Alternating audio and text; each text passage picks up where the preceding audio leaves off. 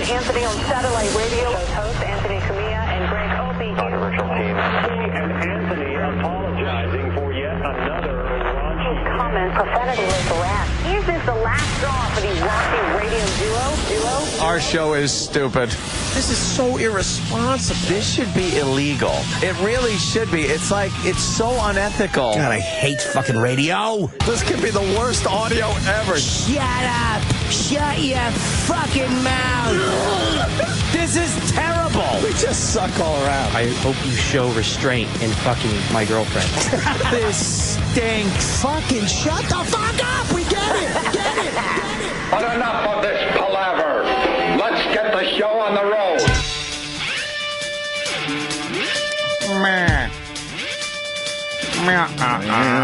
Are you watching this minor shit?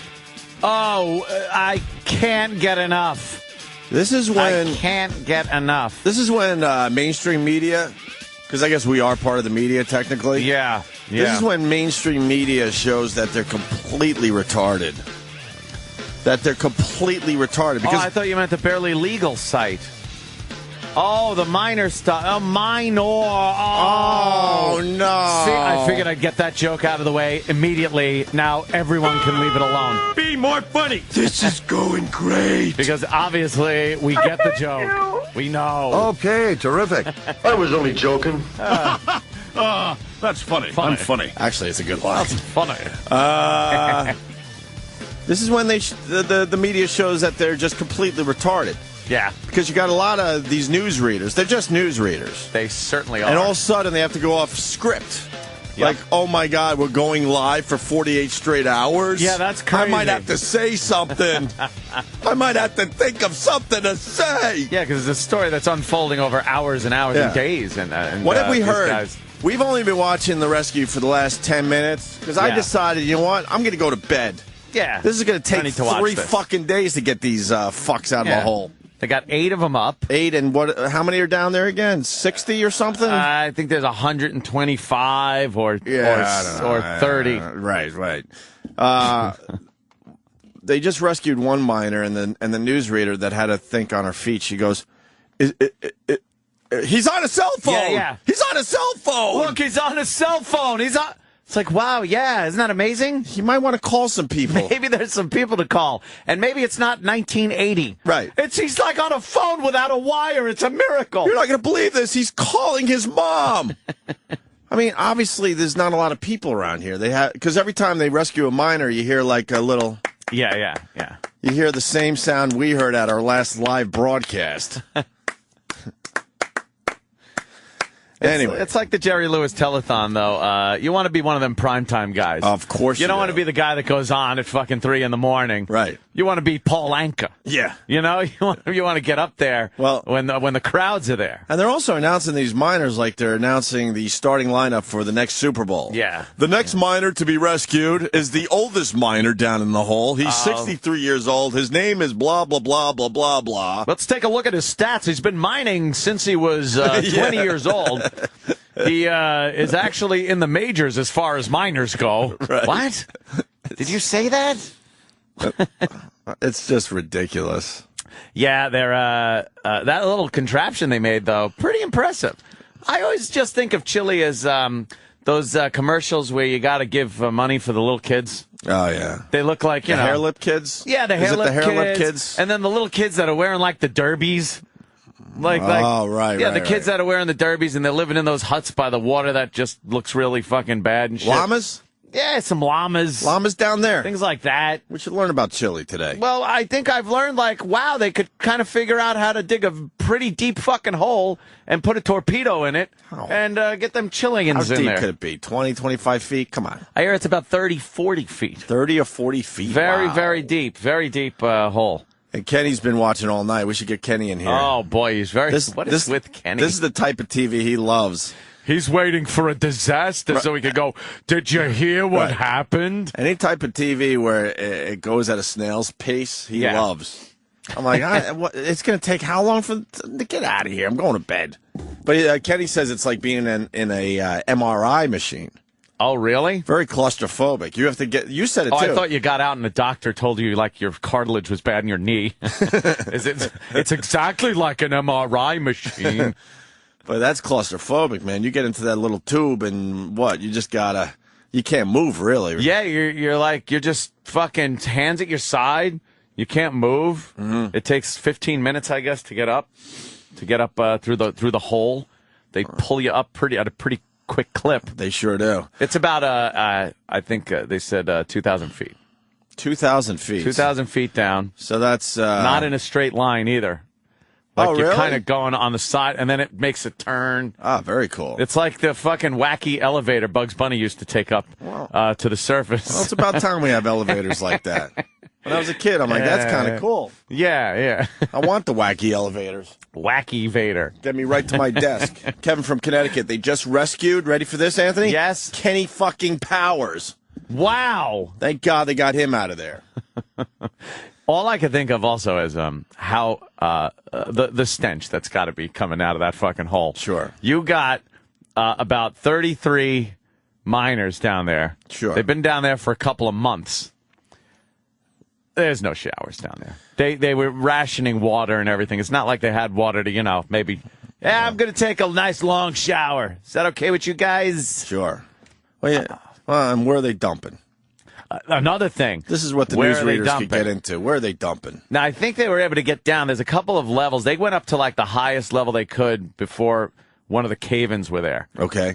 So they probably had to walk down a little further for the dump. Right. To take but 33 guys, 2 months worth of dumps. Oh, boy. That must be a giant pile of fucking Chilean miner dump. They better have a leader down there. Because if they don't have some kind of leader, everyone is just dumping willy-nilly. Oh, everywhere. They need someone to yell, no! Set up a dump area.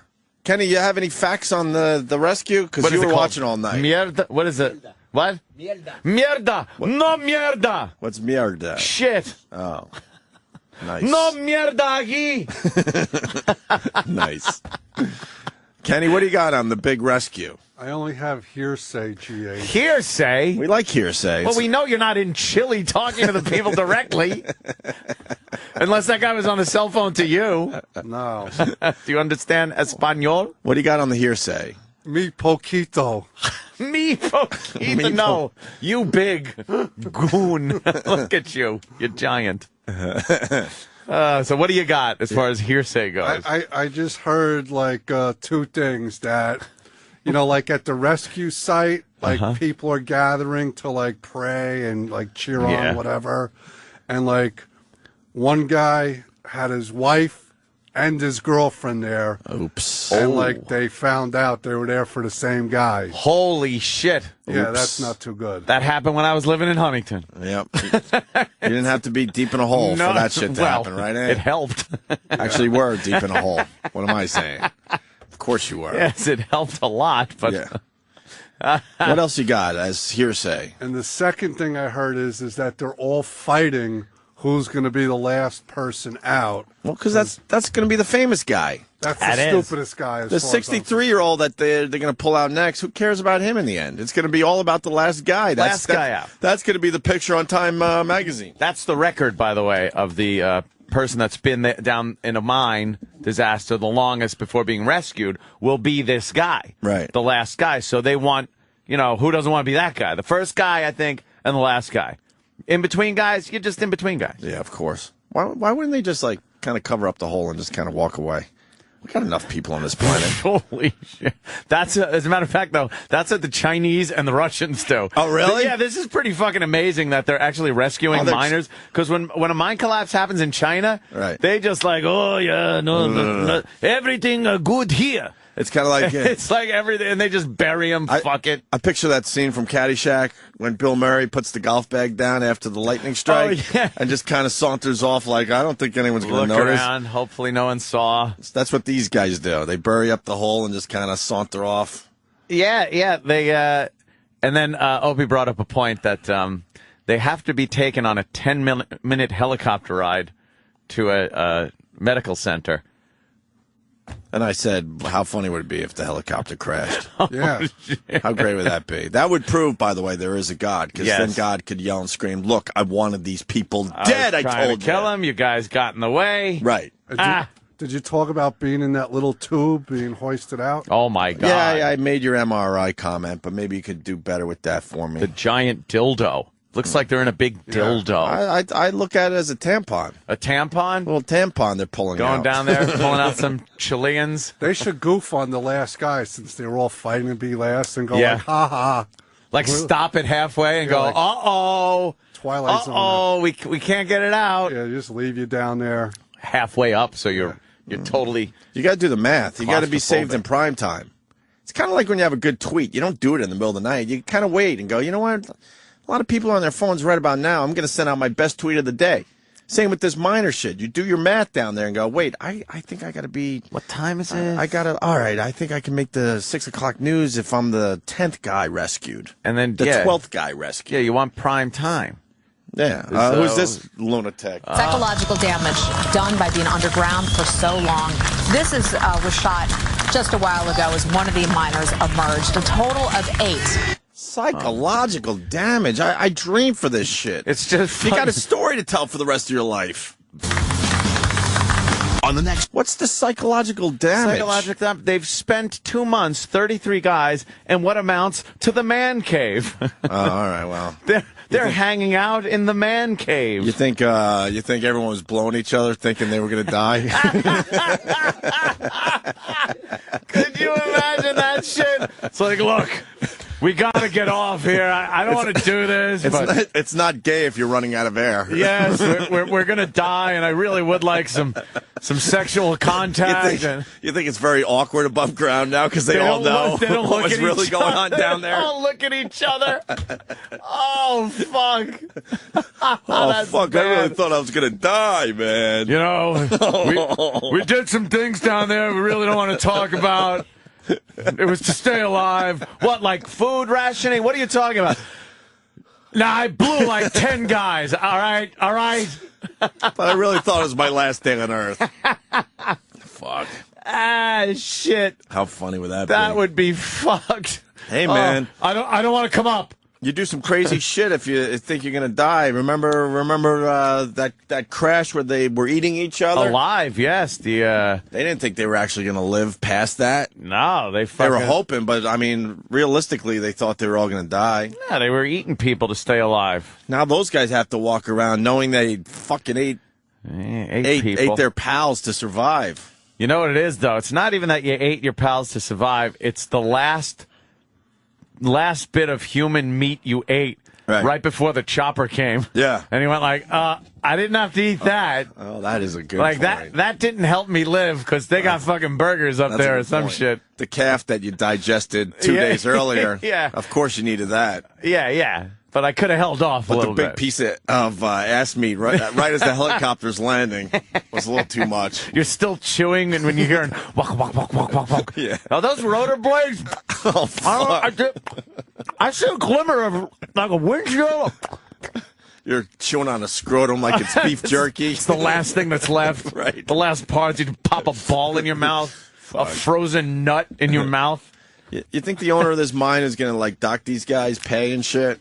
For napping on the job. Take away all their vacation time, their sick days. They weren't doing any mining. How does that shit work? I don't know. Does Sirius own them?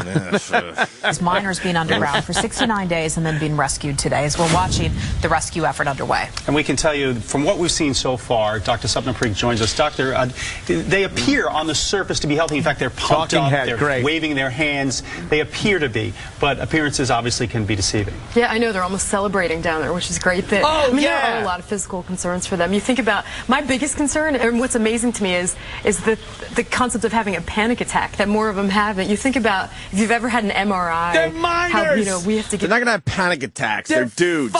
And they're miners. It's not like somebody that works in an office is put in a tube that's barely as big as you are and dragged 2,000 feet underground. Decompression sickness, nausea, muscle cramps, blood clots, vitamin D deficiency. What are they all having their periods? That's what it sounds like. They need a little fucking They need a little water, that's all. but they're miners. They're used to being in enclosed places, underground. I don't understand what this is. The anxiety, the excitement that you're fucking going to be rescued has got to be bigger than the and they knew the they were going to anxiety. be rescued, what, a while ago, right? Yeah. Yeah, they fucking told them, look, everyone's coming up with these fucking Roy Orbison glasses on, though. I guess they don't want the light hurting their eyes. Imagine. There's a big spotlight waiting for them. The second they come out, you put a Klieg light on their face. Watch them scream. The joke's on you. Wow. Panic attacks, psychological post-traumatic stress disorder, sleep cycle disruption, and depression. That's everything morning radio gives you, by the way. Exactly. Holy shit. Yes, Sam. Wow. What do you got there, Sam? Sorry, my eyes aren't what they used to be. What? That's our pad data. Oh, no. What does the pad data say? Minors rescue. Minors? Yeah, they're young people are being rescued Minors? on our fucking pad data. Aww. Minors. Oh, boy. Who's responsible for that? Who's on the board today? E-Rock. E-Rec. That's good. Oh, this is very good. Let's say hi to Greg in D.C. Greg. Greg. Hey. Hello. Hello? Yes. Yes, can you hear me? Yes, speak. Greg, come on, man. Let's go. Speak. I apologize. Gentlemen, I heard on CNN this morning that Kenny has actually been employed by the Chilean government to give out the death notices. Hola! Mi amo is Kenny. Who's esposo es muerto. ADOs. He would love the job. I love the ADOs. He would love the fucking job. Anyone die down there? Nah. Wow, this is pretty impressive. They all pulled through. Oh, now they're talking with one of them? Where? Oh, that's on that CNN? station. We can't get that station. He's still wearing the... They're wearing the glasses. The Ray Charles glasses. It's Ray Charles... Stevie Wonder. Stevie Wonder glasses, more Any than old Roy Orbison. black blues musician. Mario Sepulveda. Oh, they named a boulevard after him in California. Wahaha. Rescued Chilean miner. Not minor. Yeah, what are there, 25 left? 25 left down there. So that's going to take days.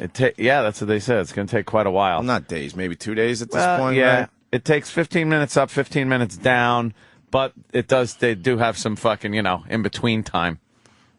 Can you imagine you're the last guy? Yeah. This is talking to the people that get freaked out by stuff. You're the last guy, right? And all of a sudden you realize the capsule's going away for the last time because they think they got everybody. Oh, no. Hey. Wow. The lights go out. Couldn't you climb out of that hole, though?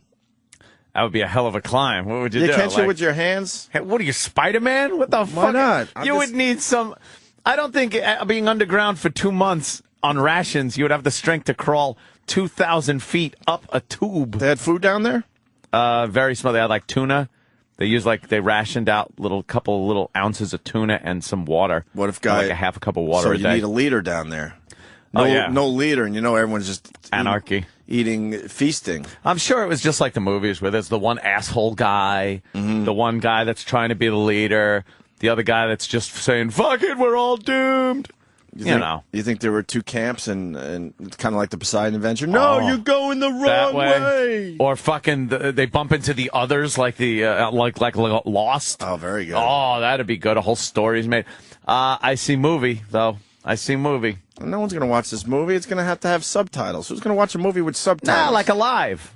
Alive, they just figured fuck it and make believe they all spoke English. Let's put Ethan Hawke in it and fucking. Yeah, that's true. Was he in that? We're pompous assholes. We're just like, make it our movie. Fuck it. Yeah, fuck everyone else. We speak English, so make them all speak English. Make it our movie. There's another movie. Oh, Coal Miners Covered. You rules. Oh, cool. Yeah, there was that other movie about the submarine that got the Enigma machine. Old school? Gray Lady Down? No. It was a relatively new one. Okay. And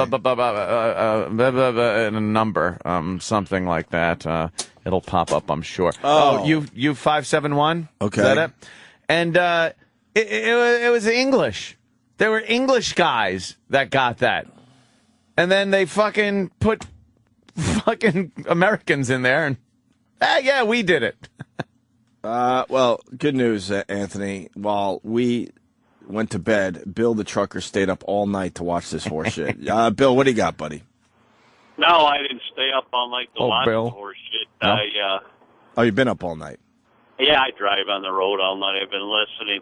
They were trapped for 17 days before they found them and had to survive on, like, a couple cans of peaches and tuna fish. Peaches are delicious. Yeah, I would eat peaches all canned day if I had to. Yeah. Imagine the shit's coming out of him, though. No kidding. Canned peaches and tuna. This guy looks very, very energetic. It looks like he was well fed down He's there. fine. What the fuck do they have down there? A restaurant? He's leading a chant. Holy shit. But after 17 days, they had a supply line going down to them. Oh, is that it? Oh, so they were sending notes and they were signing souvenirs weeks ago and sending them up and everything. If I was down there, I would suffocate everyone in their sleep, so I'm the last survivor. Like, I don't know what happened down here, man. It must have been a gas leak. And, oh, the farts. Ugh. You never want to be one of many. No, you want to be this the situation. only guy. You want to be one of few. Well, they set up a virtual village. They're saying that the last one coming out is going to be the foreman who was kind of running the whole show. That kind of fucked up this whole thing. That's the guy good. that caused the cave-in? Yeah, great. So exactly right.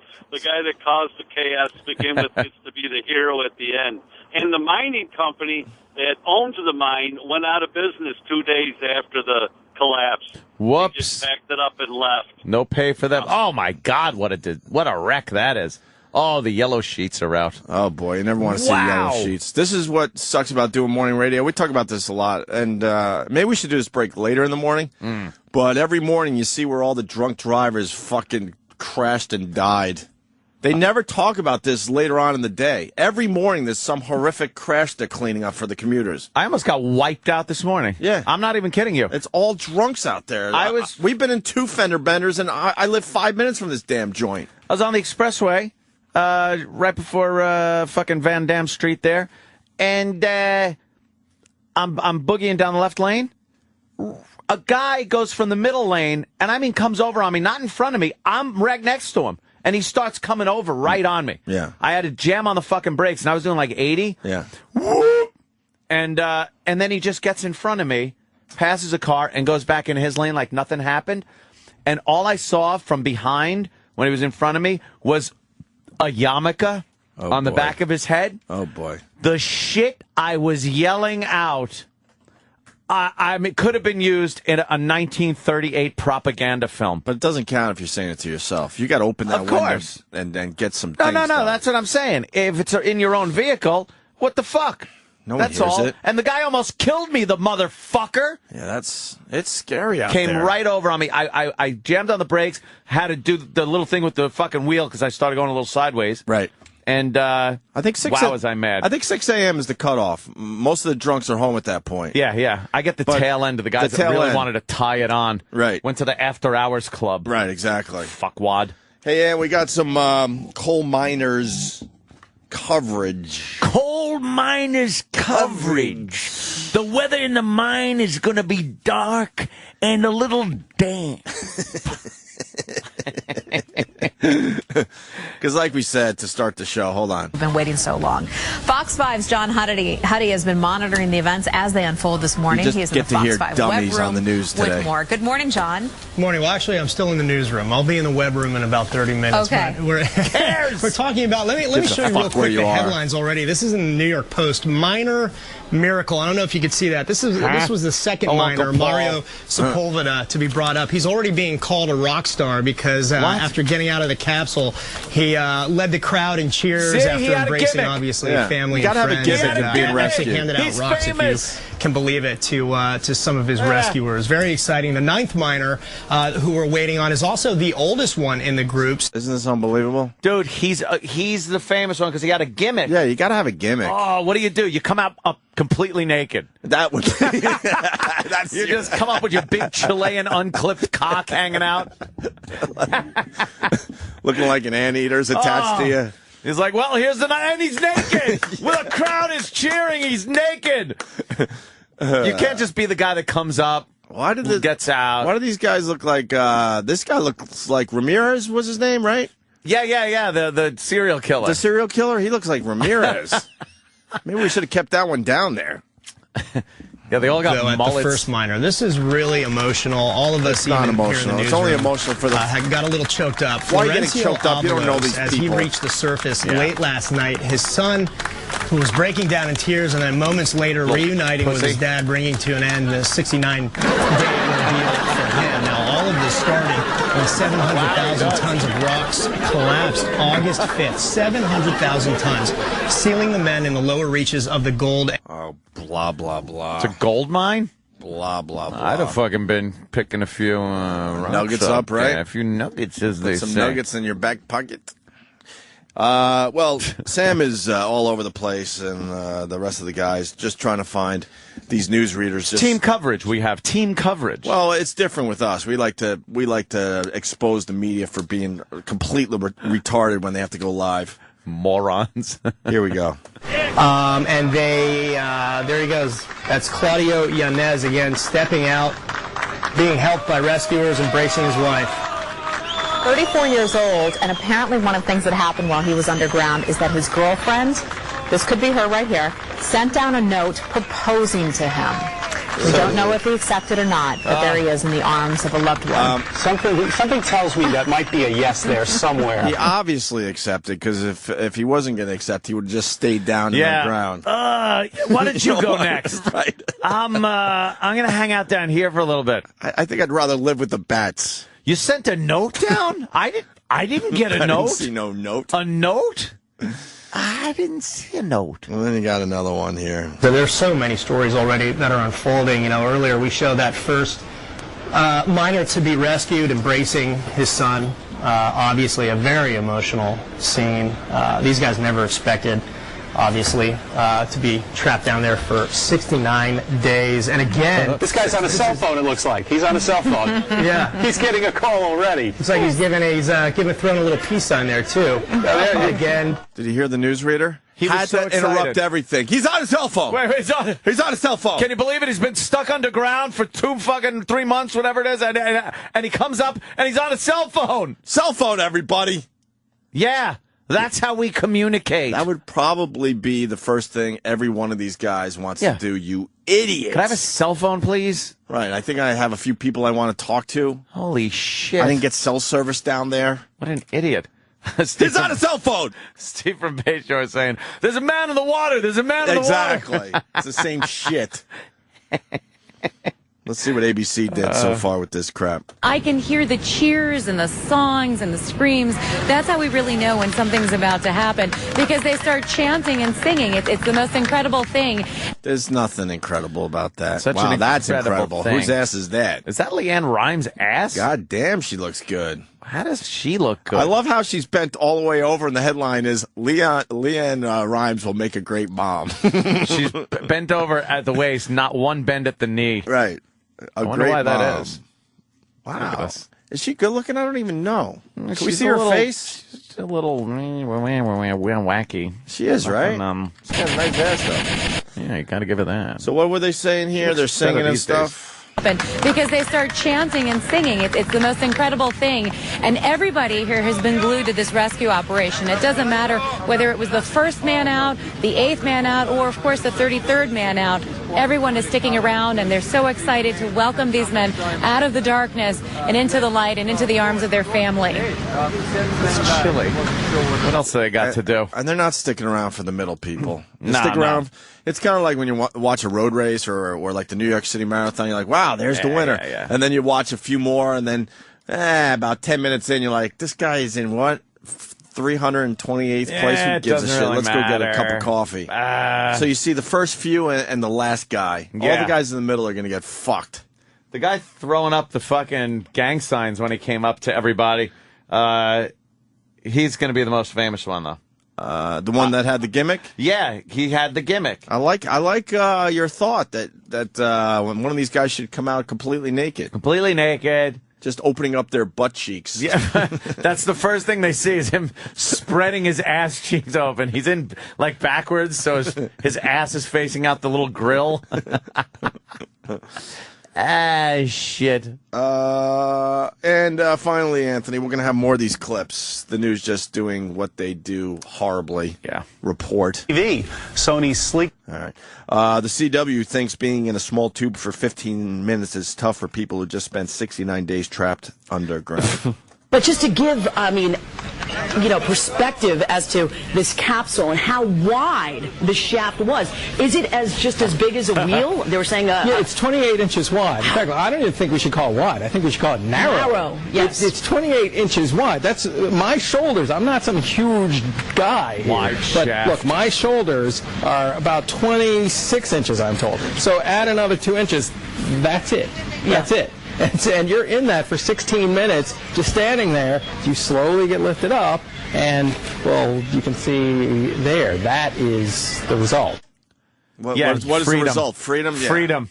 Maybe you'll put up with fucking being in a confined spot if the end result is you're free from a mine collapse. Why is our coverage always better? I don't know. When it comes to these live events. Is that it? Are they loading in the other guy? We'll be moving on. Like a webcam down there. You can see that capsule right there. The load of... Are you digging the Kim Kardashian fucking pictures? I'm not at all, What, man. the silvery ones? Usually when you get to see a girl naked, you're all in, but there's... Don't paint her up. I don't know, man. What do you say we paint each other up, me and you, Paul? I mean... The silver paint? What do you think? I'm not digging on the silver paint at all. You're not, If you're right? going to be naked, be naked. Stop with the paint. I don't like when girls paint tuxedos on themselves. It's like, oh, look, they're naked, but it's a tuxedo. It looks like a girl in a tight tuxedo. It's another gimmick for a girl that doesn't have a brain. Yeah. These women that are famous for nothing. Paint a tuxedo on They have himself. to do shit like this because they don't have a brain. Yeah. Huh? One of the guys should paint a tuxedo on himself. Oh, that would be good. Be naked, paint a tuxedo. That would be You come wonderful. up. You be the guy. They all try to outdo themselves. One guy should come up doing a headstand. Just go, put me in the tube upside down. Just do it. They're going to laugh their balls off when they see my feet come up first. As he has a stroke halfway up. Jesus Christ. Enough of these miners. Boy, are we strapped for stories in the news, I guess. Well, Nothing happening here? No, I understand it's a big story, but just how they report it is ridiculous. I don't know how they're supposed to report it, I guess, but... let me say hi to Anthony. Hi. In Brooklyn. Hey. Oh. Anthony in Brooklyn. Boys. What up? Good morning, boys. How you doing? Good, man. I got a question. What does Jesse Ventura think about this whole situation? Obviously, government conspirators caused the collapse. What reasons? I don't know. I'm not privy to that. I tried to get into the mine, and I'm a former governor. And they wouldn't let me in. I was a fighter, a Navy SEAL. I tried swimming through the rock to get to them, but they wouldn't allow me. What an ass. He was on Larry King last night. Oh, God. Why you think I took that call? It segs right into Larry King on and Jesse Ventura talking last night. His dismissive laugh is the best thing, where it's like, well, you can believe what you want. I know I was on the inside. It's like, what? He's quickly becoming a joke for everybody now. He is a complete joke. I think we were early on this one, but I think the masses are starting to go, what is up with this guy? He will never do our show again, by the way. We've tried. We've tried to smooth things over a little bit. Because he's scaredy cat. He's scared of Jimmy Norton. Jimmy Norton, who I believe is a guest on our show today. Jimmy Norton will be a guest on our show. We got a guest. Has that been confirmed? Now that he's all about Hollywood. He got us a great fucking plug again last night on Leno. Again. Yeah, he should be here within the hour for the first time in, I think, a month or so. Yeah. It's been a while. He was house hunting out there in L.A. If you think those are the same miners that went down that are coming up, well, you can believe that. Those people were killed, summarily killed, and imposters were put in their place from one of the flights from 9/11. What, Jesse? Exactly. What? You know, it's not too far off. Here's Jesse Ventura on Larry King last night. Some of the highlights. Are you enjoying doing that show, Jesse? I really like it, Larry, because first of all, I love to attack our government, you know. I know. It's an unending thing. You get tremendous amount of stories, and it keeps me vim and vigor, and, you know, I like to seek the truth, and I think that my government's lied to me so often that this is a show that allows me to do that. Where is Plum Island? Plum Island is... He is the best. Why does he have to retire? Where is Plum Island? I love plums when they turn them into prunes. Where is Plum Island? This guy used to be a great interviewer, too, man. People used to study Larry King's interviewing style. Jesse. And now he's just a dolt. Tell us about Plum Island. Is it near Peach Peninsula? Comment. Allows me to do that. Where is Plum Island?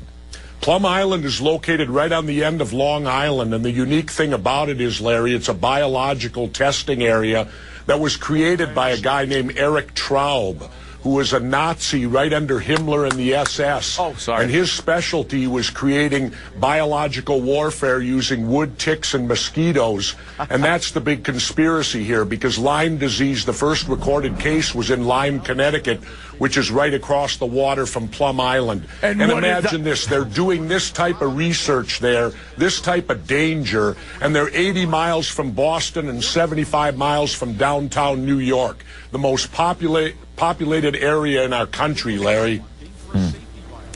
Wow. Larry's just like, Wow.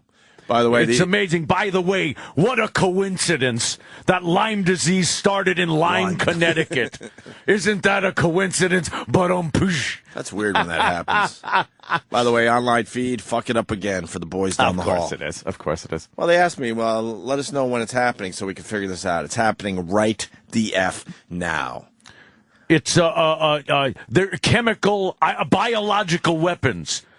A guy that was a Nazi actually started the... by the way, we brought over fucking Nazis after the war because they were brilliant fucking engineers and brilliant minds, scientists. They were great scientists. Still came over here. We wouldn't have a fucking space program if it wasn't for the German scientists that were brought over. I like your thought, but you said "by the way" wrong. By the way. Hey, you got it. Yes, more Jesse Von Braun was a German scientist. Yeah, and Werner von Braun. All right, Jesse, shut up. Fix your fucking radio, man. People are getting mad. Man! Right in the middle of you talking about that guy getting you, cutting you off, it went to something else. See? It's a conspiracy. Yeah, they don't want you to hear the good stuff. Larry. Here's Jesse talking about the JFK conspiracy episode. Go ahead. What were you saying? Well, I was just going to say they let me do JFK this year, Larry, and everybody asked me what I can bring new to the John F. Kennedy murder. How about an audio, visual, and written confession? That's what you'll hear this year. Jesse, shut up. Wow. That's all Larry's saying. Wow. Know what Larry's doing right there? We all do it too. When you're in the middle of a conversation and you realize, holy shit, I don't know what this person was just saying to me. He's a nut. And they're looking at you for a reaction, so you say something like, wow. Wow. And hope that covers it. Yeah. That's what Larry's doing there. Well, written video confession on a show, right? This is something that couldn't be uncovered through decades of all kinds of conspiracy theories and everything. But it's going to be on Jesse's show. Wow. And who's confessing to what? Wow. I never said it was confessing to the JFK assassination. It's confessing to shoplifting baseball cards at the stationery. What? Wow. What? Yeah, exactly. Jesse wants to abolish both political parties, and he's got cute nicknames for them, too. The last clip from last night for now. My view is we've got to get rid of both of these parties. I now stand for the abolishment of the Democrats and Republicans. Don't put them on ballots, just put names on there. But I don't imagine you're in favor of the Tea Party. No, not really, because I think that they're just an extension of the Republicans. Again, Larry, I don't support the third party movement anymore, because to me, the system is so corrupt that any third party that's going to enter and be competitive within this system is going to have to corrupt itself. Well, it's already a two-headed monster. Why would we need a three-headed monster? Let's abolish political parties. George Washington, Thomas Jefferson, and John Adams all stood for that, so I got pretty good people standing behind me. I don't believe the Constitution mentions parties, does it? I don't believe it does either. I think this is something that came later, and I like to refer to them as the Democrips and the Republicans, Larry. And let's have no gangs in government. Let's start cleaning out our government of the gangs that run it.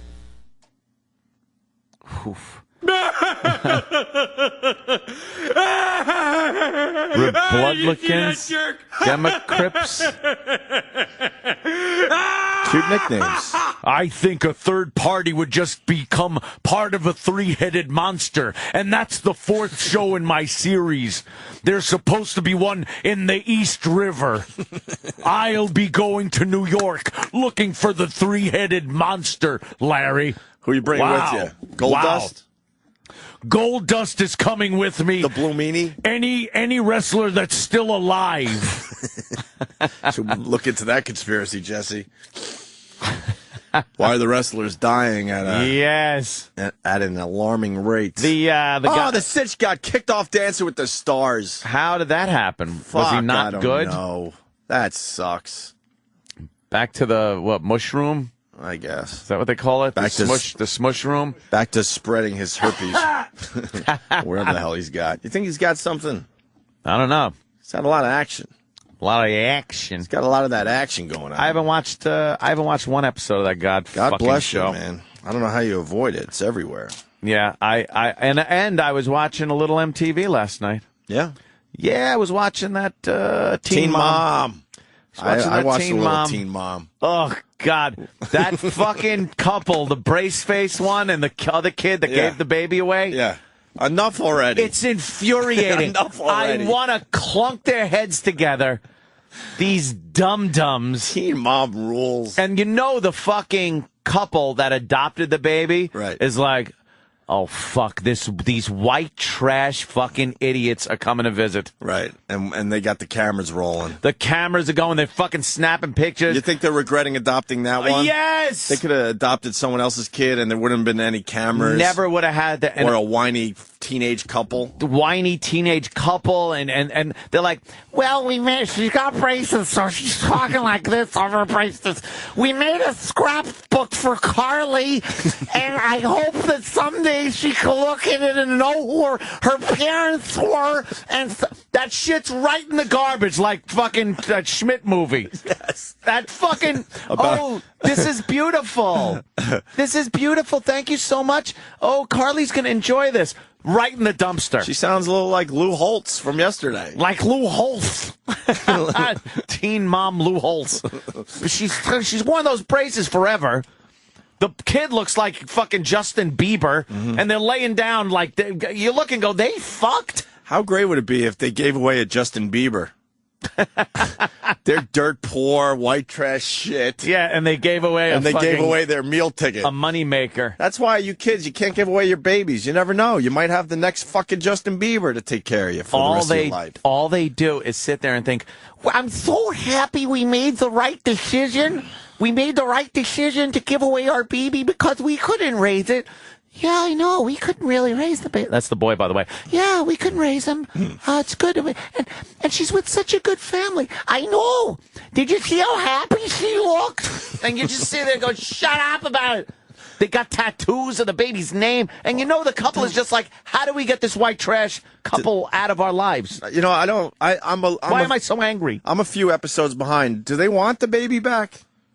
No. Or they just want to keep visiting it? No, they want to keep visiting it. Why aren't the new parents just saying, get the fuck away? I don't know. I guess they ought to sign something. Maybe because MTV purposes, it just makes good TV? Maybe, but it was a year, I think, before they actually saw it again. Right. Or something. Oh, that's wonderful. Ecstasy of Gold is now replaying for everybody that's listening online. It's a great little song if you're online. Sure.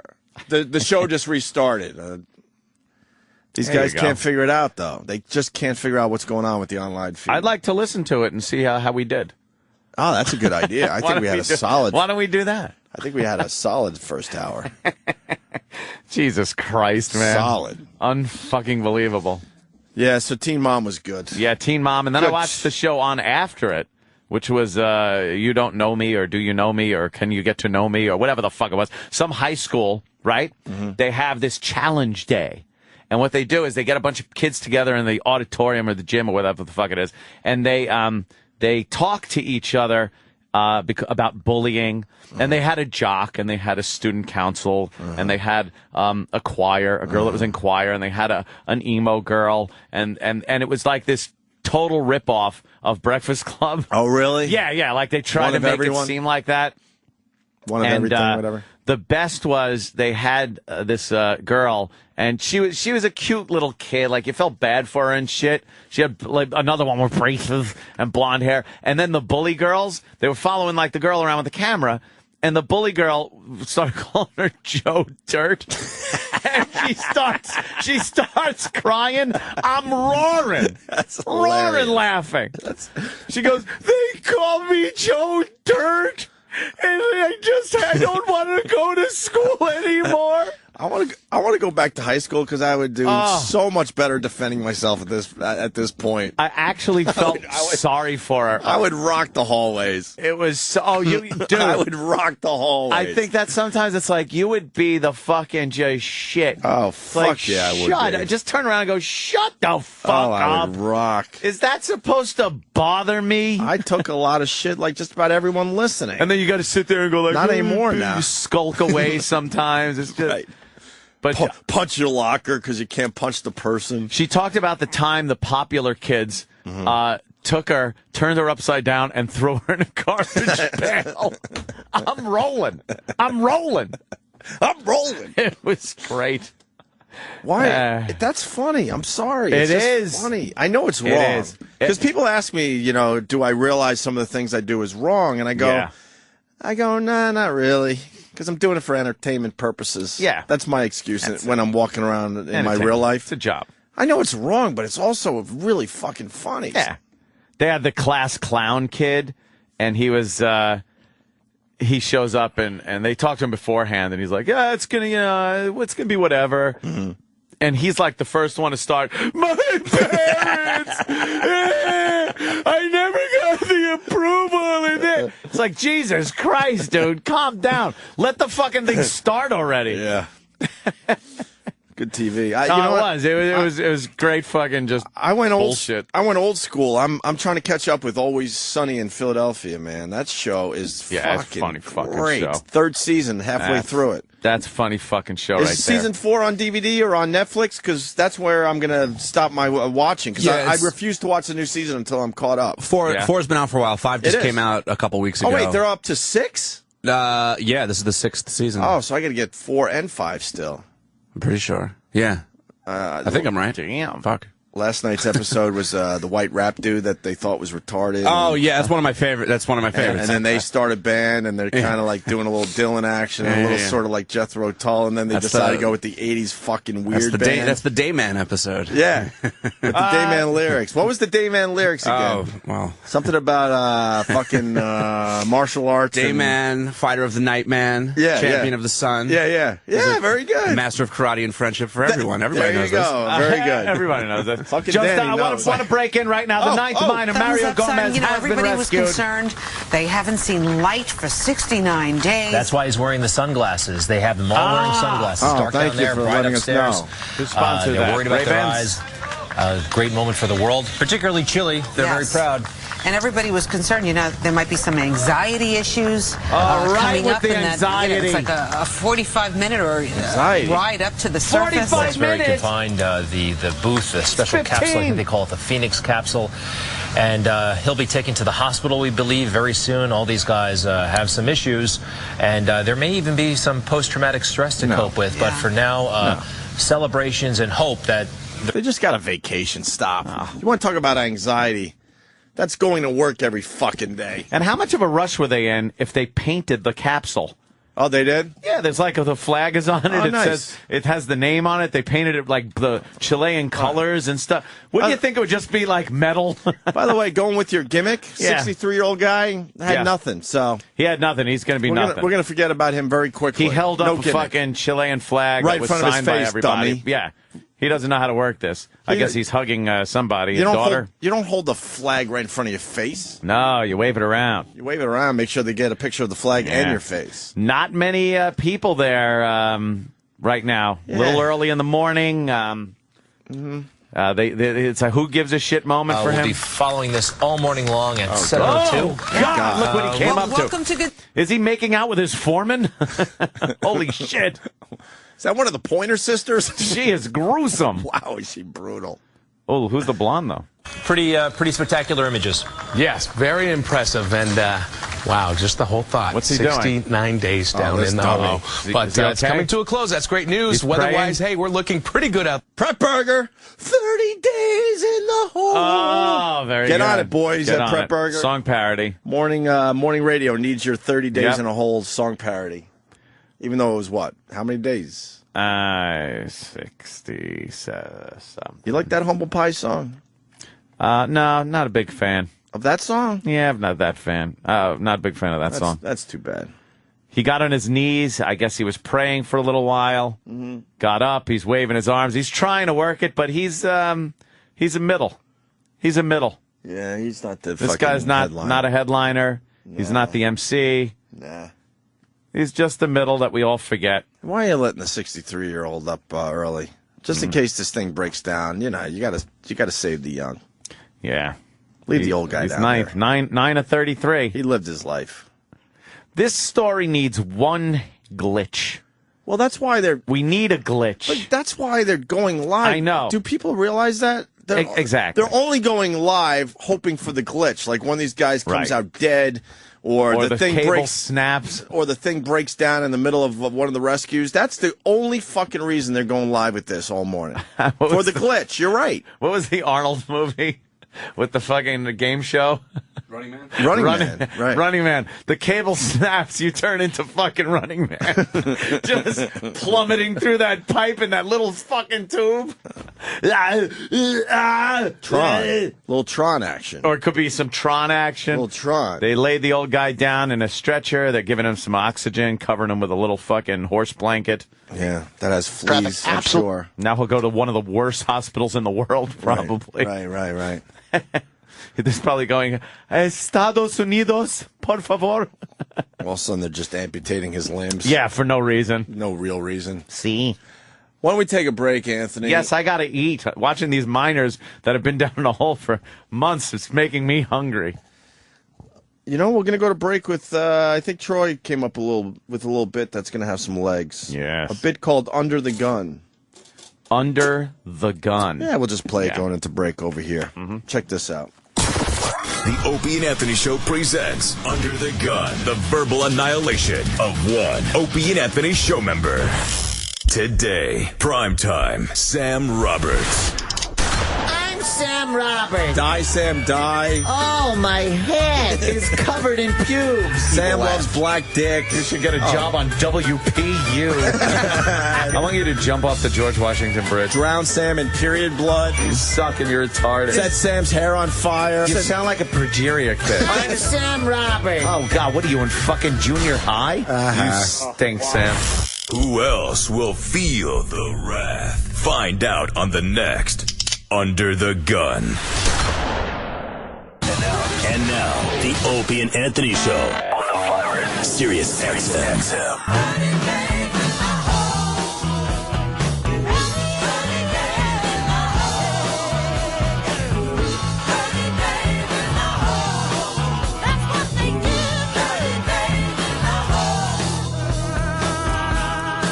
For the miners. I don't know how many days it was, but a little humble pie for everybody.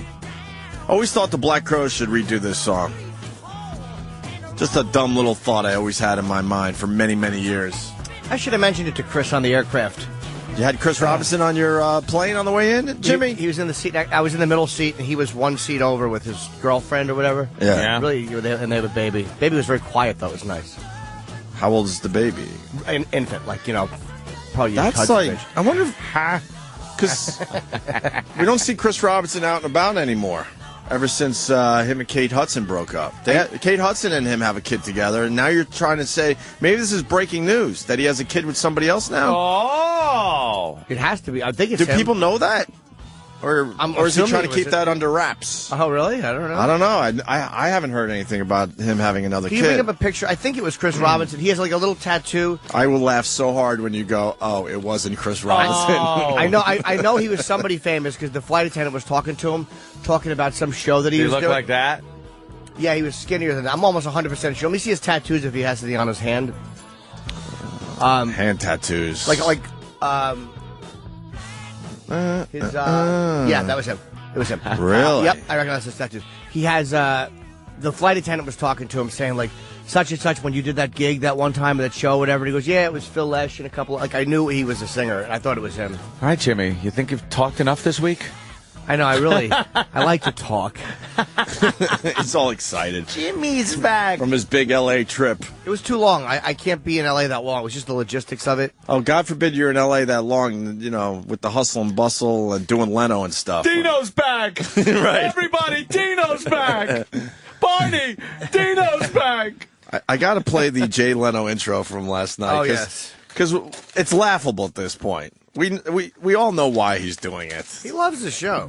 We know he loves the show, but we also know why he's doing it. We got to be honest. Honestly, first thing he said to me when I sat down in the dressing room, yeah, he goes, "Hey, how's the guys doing? How's contracts? You guys all signed up?" Like the first thing he asked was if everybody was signed up and we were cool, and that's literally the first thing he said. Well, we're signed up. Yeah. Oh, I got to be quiet. But he is aware. They're getting a little mad that we're talking about how we got fucked. Sorry. What's this we shit? Yeah, Anthony has completely separated himself from me. Anthony has completely separated himself.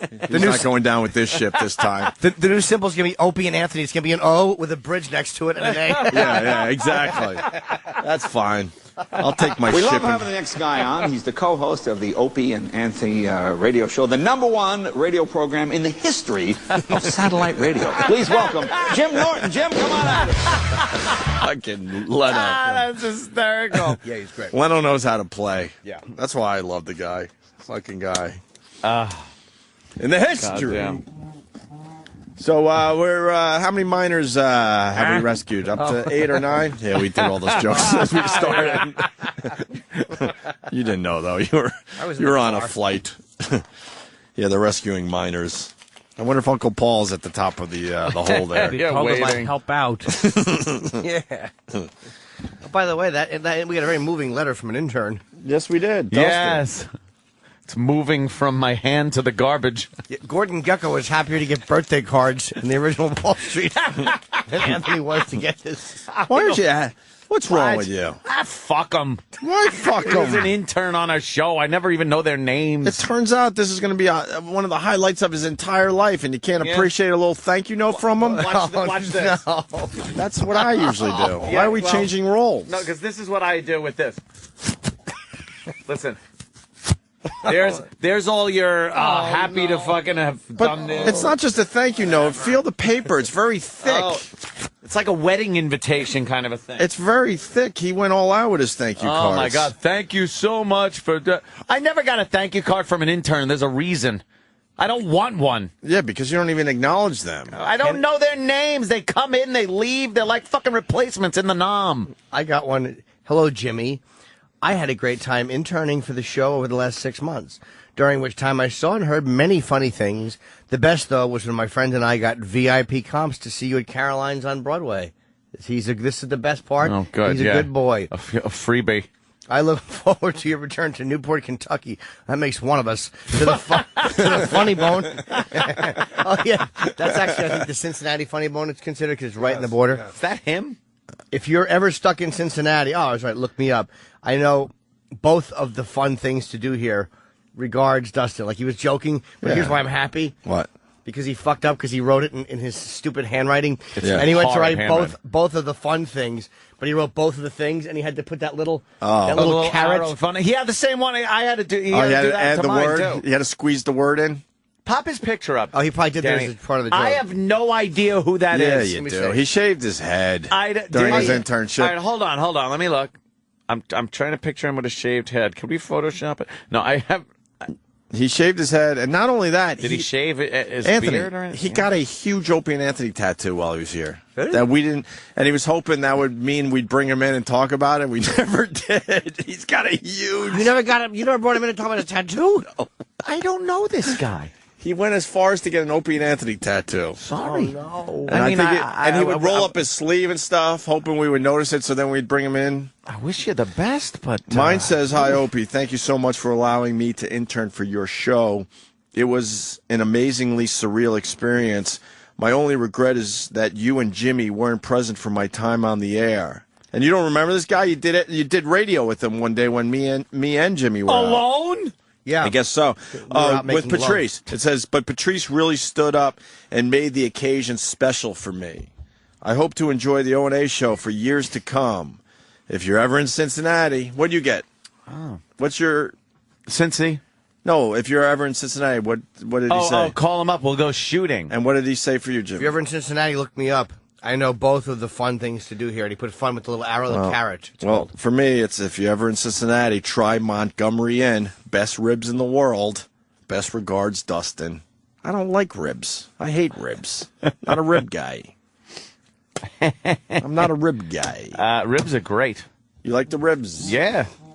I liked our sponsor there, Carson's. Oh, actually, they would send some good stuff from time to time. Hells I forgot yeah. about that, yeah. Are they still advertising? I hope know. they are. They do. They come I back think you every did a good so job often. for them. They come back every so often. I threw a couple of racks of those on that goddamn barbecue, even though they're cooked already. You put them on the barbecue to heat them up. Holy shit. Oh, the cable just broke. These miners are fucked. Cable broke. Let's start twittering.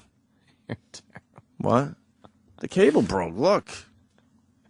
How are they supposed to watch all their favorite television programs with no cable television? Hey, I already forgot his name. The Islander there with the blowjob gesture. Yeah. It was Nesky or... Yeah, we were yelling and screaming yesterday, and I said they're going to have to suspend this guy. I was definitely off, and I figured I would be, but he's going to get 2 games. Two game suspension? For doing the blowjob fucking gesture. 2 games is... To one of the biggest assholes in the entire league, and I say that in a nice way, because I would love an Avery on the Islanders. 2 games is enough to say no, but not enough to where the press has to pick up on it to the point where they have to explain what he did. Yeah.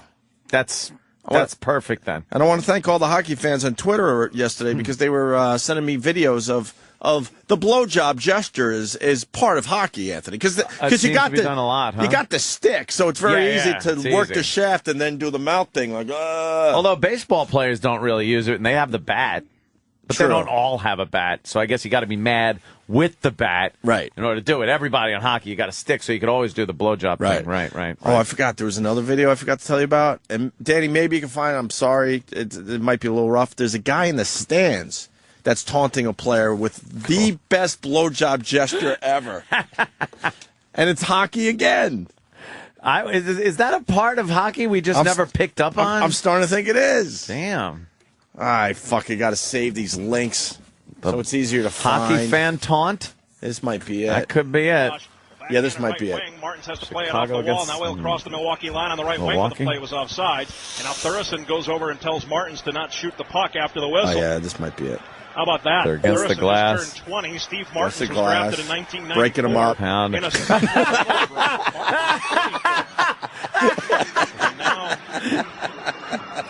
face-off will be just outside Danny, the Milwaukee. Send me that link. I got to tweet that, please. He was doing the Please send me round that. and round in the mouth. That could be the best one ever. That is a great one. It was a guy in the stands. Not only was he doing the round and round, he was also doing the tongue cheek poke. Yeah, tongue cheek. So when you're moving the tongue makes it look like the head of the dick is pushing the cheek out. Yeah. So he really is a pro. It was a big sports story, Jimmy. That's hysterical. Yeah, the hockey player? Yeah, the hockey player. He gets 2 games suspension. Oh, that's a I good thought it one. would be more. I really did. But I guess you can't, like you're saying, that make a huge deal about it. Yeah, you kind of want it to just go away, right? They certainly do. Yeah. It's very hard to cover, very hard to say what he did without bringing up oral sex. And Hey, Jimmy. Oh, horrible things like that. When you were out in L.A., did you see I guess it was yesterday. Did you see the band closing down the L.A. freeway? It's a huge story today. I'm on the 101, I think. I'm aware of it, but I didn't see it. Oh, it's Jimmy Know-It-All. Jimmy knows all the 101 he was on. What road is... Yeah, I was in the bus business with his father. Michael parked the bus here. Yeah, it was a publicity stunt. They said to raise awareness about child homelessness. But it's not. It's about the band. Of course, it's about bus the band. driver took the keys and left. I can't wait for the lawsuits to fly in. And the buses. Wait. Your father's buses. The bus had to be towed off the freeway. So they stopped the bus. The bus driver walks away with the keys, and then the band plays on top of the bus. I think they blocked the fucking lanes. They turned it like over three lanes. I love this then. But I can't wait till someone. You know how mad people must have been. Yes. People fucking. The lawsuits are going to come in. Is the band good? I don't know. It's the band's called Imperial Star. Everyone's talking about them though. Here's the song that they did live, I think. It's called Traffic Jam 101. Oh, really? We'll play a little piece.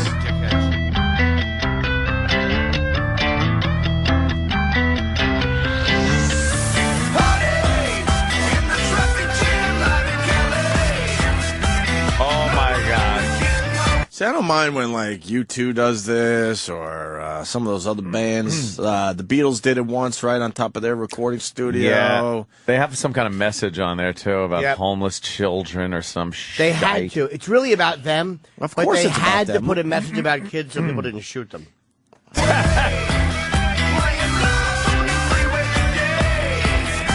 We've heard enough, right? Oh, God. There's nothing going on there. Pendulum is swinging back the other way on the freeway. Yuck. Look at these dummies. Get out of the LAPD road. Officers came charging to the scene to assist the California Highway Patrol. Even after the order is given to move, the three guys keep on singing. I think it's a nuisance. Yeah, I mean, it gets their point across, I guess, maybe, because they're getting coverage, but it's a nuisance. This is how an independent music label decided to publicize what it calls the ongoing problem of homelessness among children. Channel 4 spoke with a representative from the independent label behind it, Imperial Stars, earlier today. He says all proceeds from the song they're singing will go toward housing and feeding children. He denies the stunt was an attempt to shoot a music video or even publicize the song itself. Now tell that to the thousands of people in that traffic jam. But hopefully they can get their activist Johnny stuff Depp, out, you know, in a different way than this. You know, this is kind of sad. The whole thing finally ended when police arrested the three men and took them away in handcuffs. The charges? Not clear yet. Suffice it to say, the cops intend to make sure others don't try stunts like this in the future. They can't really charge them with much. They should have just a beaten little them. something, but yeah, they should have beat them, made an example out of them. I would always sing for kids to band. I would sing Tora Laura Laura. Creep. Yikes. That's a publicity stunt for the band, man. Yeah, it has of course nothing to do it with is. kids being homeless. Lamos. But you know what? Good for them. They figured it out. Everyone's talking about them now. I don't think their music will back up their publicity, though. I don't think so. Got to make sure your shit backs up your publicity, right? Yeah, that song stunk. Can't have a shitty band and then do something like that. Then you're going to go away quickly. Fuck them. Without reaping the benefits. Wish a fucking tractor trailer full of fuel would have just broadsided that truck. How about an How would that be ambulance? great? I mean, you could get by. I don't think they had all lanes blocked. Just a couple lanes. Oh, really? But that makes it easy for everybody when there's one lane for everybody. Yeah, what if there is an ambulance trying to get somewhere, emergency vehicle, Or a woman trying to give a woman who is had like having going into labor pains or something. Yeah, I guarantee these guys are gonna get sued by a shitload of people for being late. Sure. You want to do a little Jocktober, it? I love the Jocktober. I mean, we're all about the minors. Yes. We're waiting for the next guy to come up. We're waiting for him. And hopefully the next guy will have a gimmick. Yeah. How long does it take to get them up? We heard 15. We heard 45. I don't know. But they were saying they were going to be there till Christmas. So they're actually up sooner than they expected. A lot sooner. Yeah. So all the fucking, you know how bad these guys were? They're lucky to be alive. I mean. Yeah. I know. Fucking 60 days in a mine? Yeah, that is kind of fucking Dude, amazing. these guys should have been Especially dead. chilly. Because it's like, we had the thought that they were all blowing each other because they thought they were going to die. And now they have to come up to the surface. You just want some kind of sexual Awkwardly. contact before you die. Like, and then they get rescued and they're just walking around like, And one guy will have to tell the world in a book what really happened down in the hole. A lot of times you're in a situation that many people don't understand. Hey, Sambo. Sambo? Sam. I called you Sambo right in front of your parents. I don't know if they like that. My dad calls me Sambo. Does he? I didn't realize the racial undertones. Just don't call you late for supper. That's right. My kid was being held by Sam's father. What? And Sam's father still has the handlebar mustache, and my kid is definitely my kid. Fucking was ripping at the mustache. Was he trying to pull it out? He was trying to rip it off his He was trying to pull the fucking the only one in handlebar. the room with any sense. Jesus. I'm like, yep, this is my son. All right. Hands, grabbing Right it in by front of both everyone. He ends. don't give a shit what anyone's thinking. He's just trying to rip the fucking handlebar off Sam's father's face. We had to remove him. Yeah, we did. He's a good boy. Who, my dad? Yeah, your dad's all A right. good boy, your dad. I learned how old he is. He's Yeah. doing something right, man. That buttermilk and Sardine and onion sandwiches. is keeping him looking young. It's the raw potatoes. I don't even want to give out his age, but I would have guessed 10 years younger than what he is. Are you flirting? I think it's the sardine oil. He's a little smitten. Actually, all right, you want to get into this? With that sardine breath for kisses. Yeah. You He's wanna got get little into crackers in Sam? his mustache. Sam started this. Your mom, Bobby. Uh-oh. Bobby's all right. You think so? Yeah, she's all right. She takes care of herself. She sure does, Sam. She fries up chicken. Yeah, I don't know what the fuck's going on inside your parents, but outside they look a lot younger than they are. I think they're both in good health. They haven't had any major Good inner for you. issues. What's Jocktober about there, Sambo? Well, this morning we're traveling to Roanoke, Virginia. Roanoke, Virginia? Hey, we didn't play the intro yet. Then why? Then never mind. what I Let me just pull my said. headphones off. Oh, yeah. You gotta remember this for deafness. Go, E-Rock. This is awesome. A celebration of rap-tastic radio from around this great nation of ours. Great. Thank you. So turn up this turn-tacular radio. Oh my God, I can't believe it. It's Yes. Jocktober. We're going to where, Sam? Roanoke, Virginia. Okay. And we're going to be listening to your number one station for today's hit music, K92, in the morning thing. Morning thing? The morning thing. No. Morning thing. Thing. Why are you saying it weird? Spelled Thang. That's how they say it. Morning thing. Morning thing. With Danny and Zach, and of course, not mentioned in the title of the show, their pal Monica. Oh, God. Jimmy, you've missed some great Jocktobers. Oh, yeah. This has been a winner of a month. Yeah. You would have had fun with yesterday's. The 4-word weekend. Yeah, That was the forward bit. weekend. Yeah, you missed the 4-word weekend. And don't forget about the marriage report card. And the marriage report card. You missed that yesterday. The hosts were married. They were actually married this time. They gave each other letter grades on how they were doing as a spouse. Yeah. Did he give her just a C for being who she is? I don't think we made that joke. Fuck. I wanted the sisters. Yeah, yo. Oh, we got a sister? Monica is indeed Monica is a sister. And what are the other two guys? They're white men. Yeah, they are. White men. They're white. Oh, God, they got to work from 5 to 10? Jesus. Well, I mean, Who's they- their I agent? remember when we used to have to work 5 hours. Christ on a pony. they're also Kidding. playing the hits and milking these call-in break. Like you guys get frustrated because you have to fill 4 or before 5 hours with creative, funny material. Yeah. It would be easier if you guys took that pressure off yourself and just said just material. Fuck. Look. It doesn't have to be creative or funny as long as it's just as long as it's just there. it's words. All right. As long as you're just saying That's good. things. Let's play a George Carlin bit or something. Right, something like Play that. some Black Crows in honor of Jimmy flying with Chris Carlin Robinson. bit. Wow. Why not? You're going way back. House of Blues. House of Blues. And then come back and you just do what they do on the news. Like you act surprised that minors are on their phones. We And should catch up Jimmy. He hasn't been here in a week. Anthony now does a terrific Lou Holtz impression. But I have to hear it again to do it again. And Forgot we're how. all about just trying to talk like Ira.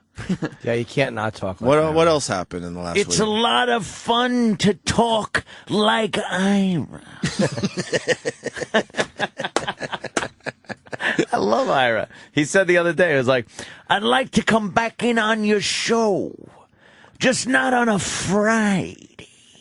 He says he needs a new day. I need a new day, a new audience for Ira. So we've been calling him, and I guess his voicemail picks up, but his voicemail announces that you've reached the weatherman. The weatherman reached. A few people are saying that we beat the shit out of Ira.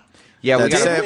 There was a CBS protest when CBS was going off the air a few years ago, and Ira is a big CBS FM fan. Oh, no. And I guess we talked to him when we have no idea. That was intern Sam's first man on the street bit. So we're trying to find the audio, but I guess we beat up our pal Ira. Yeah, we'll find it. All right, let's do. Wait, I have a question. What happened? Wasn't there something with a guest that had a problem too? Like, oh yes. Afterwards, thought something was. I got email. I don't know if it's been. Oh yeah, Is it all fixed? Yeah, it's fixed. What was it? What happened? Well, Obi's rubbing his face like you know how you rub your face and you're like, I don't want to. Because I was just trying to be a good guy yesterday. I don't know if I. What? Well, I removed something from my Twitter and apologized. Let's just put it that way. Oh, you did? Yes. Oh wow. And I apologized. Was it every Twitter and to everybody? Yeah. But it seemed like what I tweeted was fine because it was everywhere. But for some reason it wasn't fine. Oh, that was the problem. Yeah, because it all right. Quote stolen photos. Really? I didn't know, and the publicist is up our ass. Like, I thought you guys were friends with him. I'm like, we are friends. We didn't know if this thing is everywhere. Who are we to not Or the tweet photos it? Oh, TJ. Love when people catch it. Oh, you can't say. I could say. I don't know. I'm just trying to do the right thing for once in my No, but stupid I'm not career. trying to start a thing. I'm just It was yes. Oh. Okay. Oh, you wrote it already? Mm-hmm. Yeah. Yeah, but it looked like if you just I don't. But I don't know. E-Rock, what happened? E-Rock's in the booth. The publicist was fucking really mad and livid, though. Yeah, wow. She's like, that's what he gets for doing your show, the only radio show he chose to do because he thought you guys were friends. Yeah, he was following your Twitter shortly after he left. Oh! And but it's everywhere. Both him and his wife saw it and were really upset, so they called screaming at the publicist, saying, "How did he do this to us?" It's everywhere, and he started it by saying how hot his wife was. I know that was the which odd made us thing, like, but, you know. Didn't he say, you got to check out how hot my wife is? Said check out the video. So if we're going to this, check out that, how that's hot right. your wife is, we're going to check it out. And then if we find something that seems to be everywhere and seems to be something that he and his wife are fine with, then maybe it was sanctioned. These pretty. are like, and these aren't like candid shots that were taken through a keyhole. Right.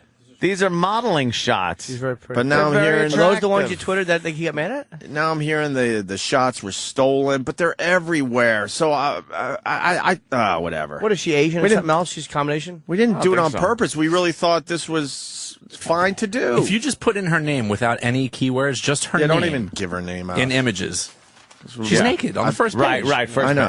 I know. So why are they having a problem with what I did? It seemed obvious that she had no problem with this. Well, apparently I was told that they were a private shoot and they were stolen and put online. Come on. I mean, how is anybody supposed to know that?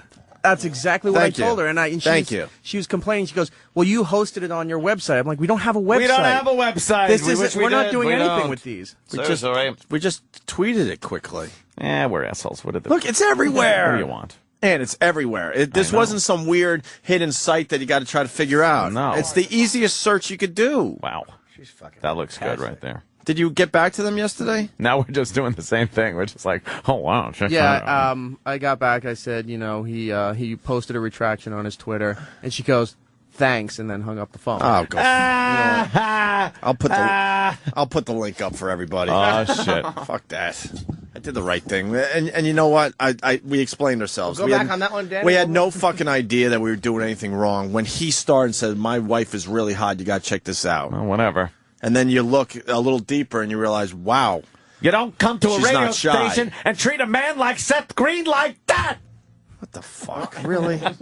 Get Seth Green on the phone. There's the name. E-Rock, get him on the phone. I didn't give a shit we weren't Get saying him on the the name. phone. Fuck it. It's Seth Green. Yeah, What are you going to do? I think everyone figured it out. but- I literally read in the emails going back and forth. I was like, what happened? Like, I didn't know. We what had a it was. good. What happened? We had a good appearance with the guy, and then as Yeah, it he's was leaving, fine. he's like, "You got to check out my wife." Like he wanted to brag how hot she is. Sure. So then we did a barely. We didn't have to do much of anything to search to find what I ended up tweeting. And I'm assuming if it's everywhere, then why would they have a problem with that? If you know, I don't get it. If you know her name, you can see her naked. Put it that way. It's extremely easy and it's not hard. And it's not. It's one of the first Google images that come up. Yeah. I don't And know. so they're mad at me. Why? Maybe because you were another outlet for it. I'm just playing the devil's Dude, advocate. it's everywhere. Yeah. Why would I do that? Because it's the devil's advocate. And he's short. See, now you're going to cause And problems. I thought that was the problem because we That's made what a I couple thought. quick little short jokes. But, you know, that's what we do to our friends. We beat them up a little bit.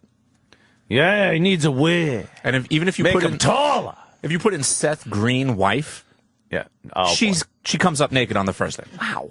Yeah. Okay, it's not hard. So why are they mad at me? Seriously, get them on the My phone. only guess would be: did they think that you knew that they were? Jimmy, I had no idea. Yeah. We had no idea about this. We had a nice time with Seth Green, and he was the one. I don't even know if it was on the air, but I think as soon as we went to break, wasn't it? He goes, "You guys got to check out how hot my wife is." We're like, and we're awkward, like, Yeah. okay. So then he shows us a video she's in, and we're like, wow, yeah, she's really hot. And then of course Danny knows what he's doing with the computer. He just does one little type, So it one was little Danny's search, and it was fault. everywhere. And then I said, "Oh, now I see." and then I said, let's tweet this. It's Danny's That's how fault. it went down. It's not a pay site. It's nothing. It's just everywhere. Oh, don't worry about it. Fucking. And they go, we thought, he thought you guys were friends. I'm like, we are friends. The publicist was really cool about it, though. E-Rock. Oh, where's E-Rock? Probably eating. Boy. Who's this guy? One of the miners that was rescued? There's Troy. Troy also Troy? spelled on the phone screen. Troy also spelled minors, M-I-N-O-R-S, after E-Rock. Yeah, He's of dressed course. like. Tell Troy he's dressed like fucking Perry's father in The Wanderers. Oh, wow. Stupid outfit. swinging the guy around. Exactly. Beating people up. Very Yeah, good. he'd be swinging a Ducky Boy in that outfit. Ducky boy. He has a T-shirt and it's like a cream-colored shirt over it, buttoned down. What was the guy's name? I forget his name. But Yeah, he he was fucking a prick, wasn't he? Oh, was he a E-Rock, douchebag. what do we got? Well, it's too early out on the West Coast. I left the. But she hung up on you after you told her that I did the right thing? Yeah, explained to her, and she goes, "Okay, thanks," and then hung up. Do you think she maybe said thanks and they said, did she say goodbye? Whatever. I've been told this by other people that this lady, this is her only or main client, and she's a bit of a drama queen. Oh, wow. Wow. Were you nasty? No, in fact, Were you cranky because you were hungry? I made sure to call after a nice hearty meal. Very good. His stomach Makes was growling, and After she thought he some- was yelling at her. Damn, Sam. After some comfort food? Yeah. What's your comfort food of choice, E-Rock? God. You know what well, it there's, is. there's several. What? Which one? Sandwiches. Oh, well, yeah, That's not, Sandwiches. that's not a comfort food, though. E-Rock knows. Well, there's a few. Snyder's pretzels, those are good. Yeah. Give us Chef all the low Boyardee. calorie stuff. See, there Oh, you go. okay. Now Yeah, you're talking we're comfort good. food. Chef Boyardee's. Chef comfort Boyardee. food. Well, they make a lot of products. What type of Chef Boyardee? The You like the raviolis? Love the raviolis. I'll still eat that shit. mini raviolis are good. Yeah. The lasagna and spaghetti and meatballs. Eric likes to carbo load. Right, before a marathon. And you gave up on the trainer and everything, huh? Eating.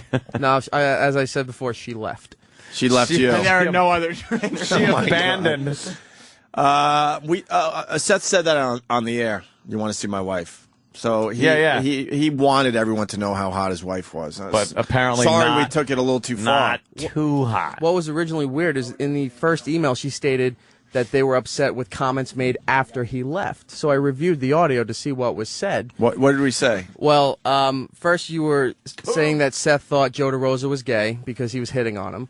Then you were talking that he may have a bit of a Napoleon complex, to which Opie said, yes, because you can still sit down and pat him on the head as he walks by. So he made...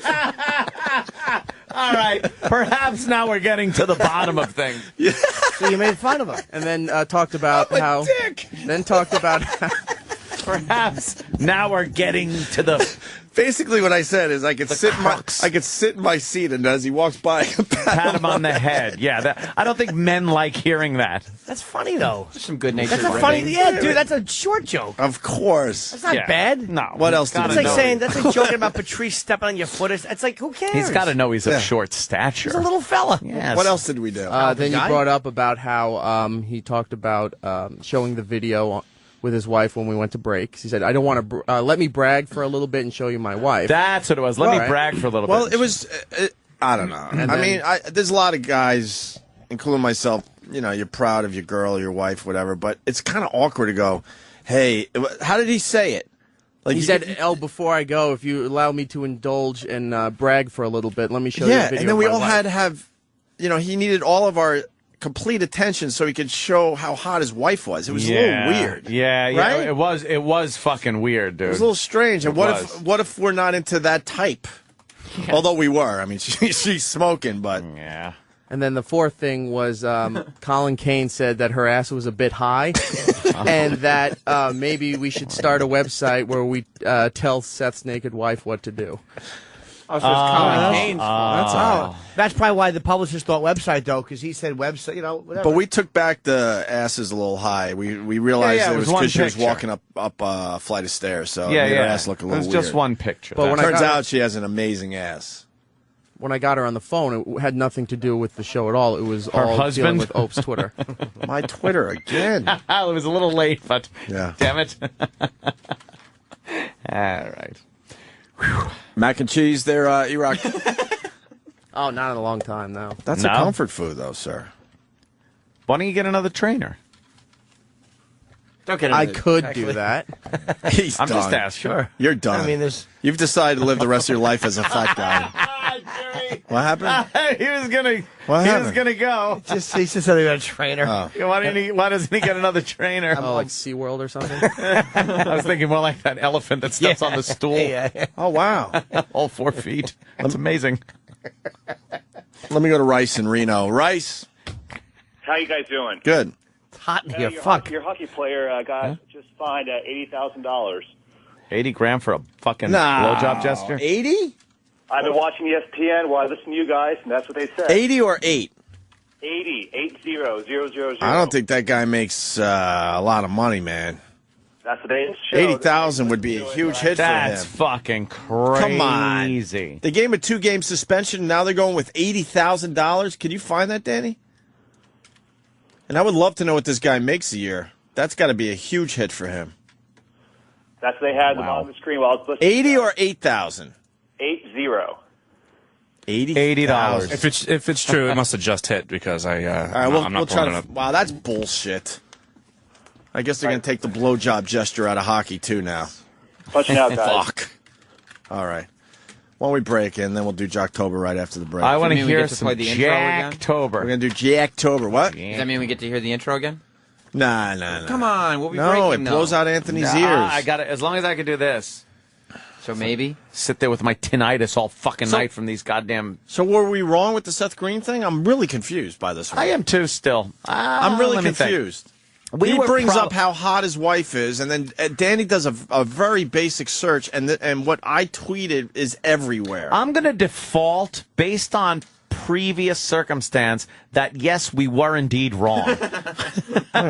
Just based on past performance. Well, that's why I tried to do the right thing yesterday. I removed the see? link and I put a little public apology out there without That's getting it. into details, and now we gave all the details out on the show. Hey, but yesterday I kept it very vague where people are like, what is this about? I'm like, he knows. Yeah. But it was kind of like, it was a way of doing a public apology because I don't have his fucking number. Come on, Chapman said I'm sorry too. And if we are friends, why don't we have each other's numbers? Anthony. Oh, what's that? Yes, huh? What? Wow, Danny makes a valid point here. He says that fucking kid rips people apart on Robot Chicken. What a cock. Are those your words or? No, I was reading from the thoughts of Danny Ross. Oh, okay. Danny Ross. Danny Ross says that fucking kid rips people apart on Robot Chicken. Robot Chicken. What a cock. Chicken. Well, he does. That guy, he owes a lot of his success to that show. I mean, he does what he does on Family Guy, and that's great. But Robot Chicken is a really popular show on Adult Swim, and I'm a huge fan of Robot Chicken. By the way, I like him in Robot Chicken more than I like the Family Guy. It's a good show. But at least Family Guy doesn't make fun of anybody, right? Oh my God! yeah, exactly. Yeah, see, Family Guy doesn't make fun of anybody. He's involved. Oh, that's right. What about? I'm sure it's the publicist. What about the River movie without the paddle? Made a lot of money, dude. Wait a minute. Let me say hi to Dave in Columbia. Dave. Yes. Dave. Hey, what's up, boys? Hi. This morning when I was watching ESPN, they said that the $80,000 is what he's going to lose in the 2 game checks that he's not going to get. Let me ask you this. That's what I'm seeing here. But let me ask you this. How does this work? I need a sports guy. Like, when you get suspended, it's suspended without pay, or can the team decide to continue paying you because they think their player got fucked by the league? I bet they could do whatever they want. Yeah. No, that's a good question for. Could you go down the hall and ask Home Ice on right now? No. Homo what? Homo Ice is not on yet? I don't think that's the name of the show. You're going to have to apologize again. No, that's my show when I'm skating. Is that what he's doing now? Yes, I figure skate. You're a team owner. One of your players gets suspended by the league. But you're thinking, like, that's a bullshit thing to suspend him for, so Right. we're going to still pay you. Yeah. Is that possible? Or does the league say, no, if we throw down a suspension, you're not allowed to pay the Maybe guy? under the table. Yeah, if you're an owner, you just, hey, the guy, You write him an appearance let's say check. you like the gesture, you thought it was a good thing, you give the guy maybe a bonus. Dude, it was hilarious, and this is how far I'll take it, man. If the Rangers did that to my Islanders, I would still be supporting the Ranger player. Mm-hmm. I absolutely would, because I like that shit in sports. I love the taunting and the bullshit. It's fun. Oh, I'm going to tweet the fan doing the blowjob gesture, too. Oh, boy. The fan's going to fucking be like, Yeah, exactly. Call up Iraq.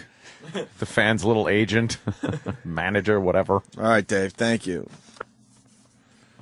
Everyone's saying because he's suspended, it's going to cost him $80,000. But I want to know if the team could still pay him. That's the question today.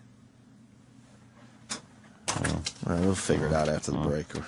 Jocktober next, Anthony. Yes. Opie and Anthony Show on the Virus, Sirius XM.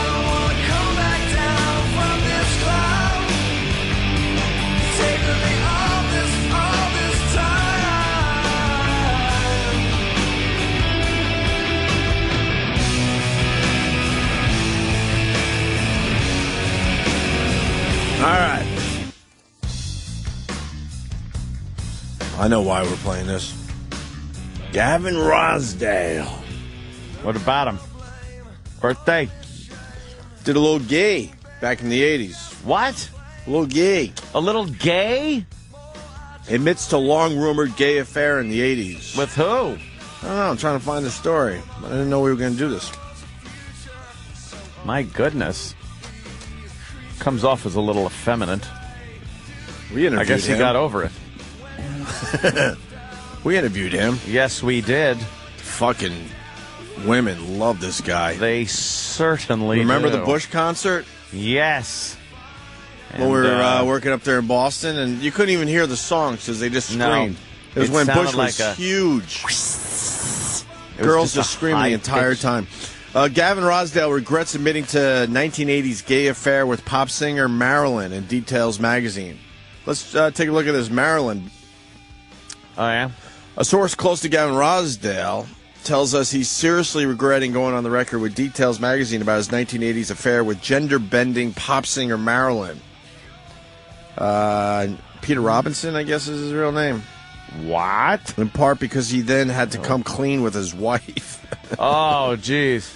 By the way, Rossdale was 17 years old. One-time experimentation. Oh, 17 and just Pleaded for the magazine not to print this, but they said fuck you. It was one time only. Gwen has Iraq called Gavin to apologize or? Whoa, look at that, Jimmy. Anything? Oh, Maryland. Jimmy goes out Maryland. Oh, Maryland. Wow. All right. I love the open chest. Oh, he fucked me hard. Gwen didn't know that Gavin and Marilyn were actually involved. Gavin always said before that they were just friends, and that's what she believed until Gavin had to tell her because of the interview.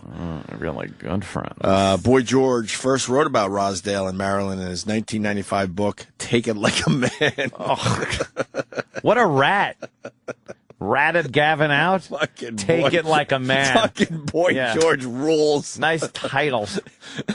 Remember when he kind of wanted to keep it vague? Not anymore. He wrote a book called Take It Like a Man. Take It Like a Man. Bite the Pillow was his follow-up. At the time, both men denied the relationship, but last year Marilyn told In Touch magazine that he and Rosdale had been involved for 5 years. For 5 years? 5 years? What the fuck? So there's still something going on there because Rosdale said one time only.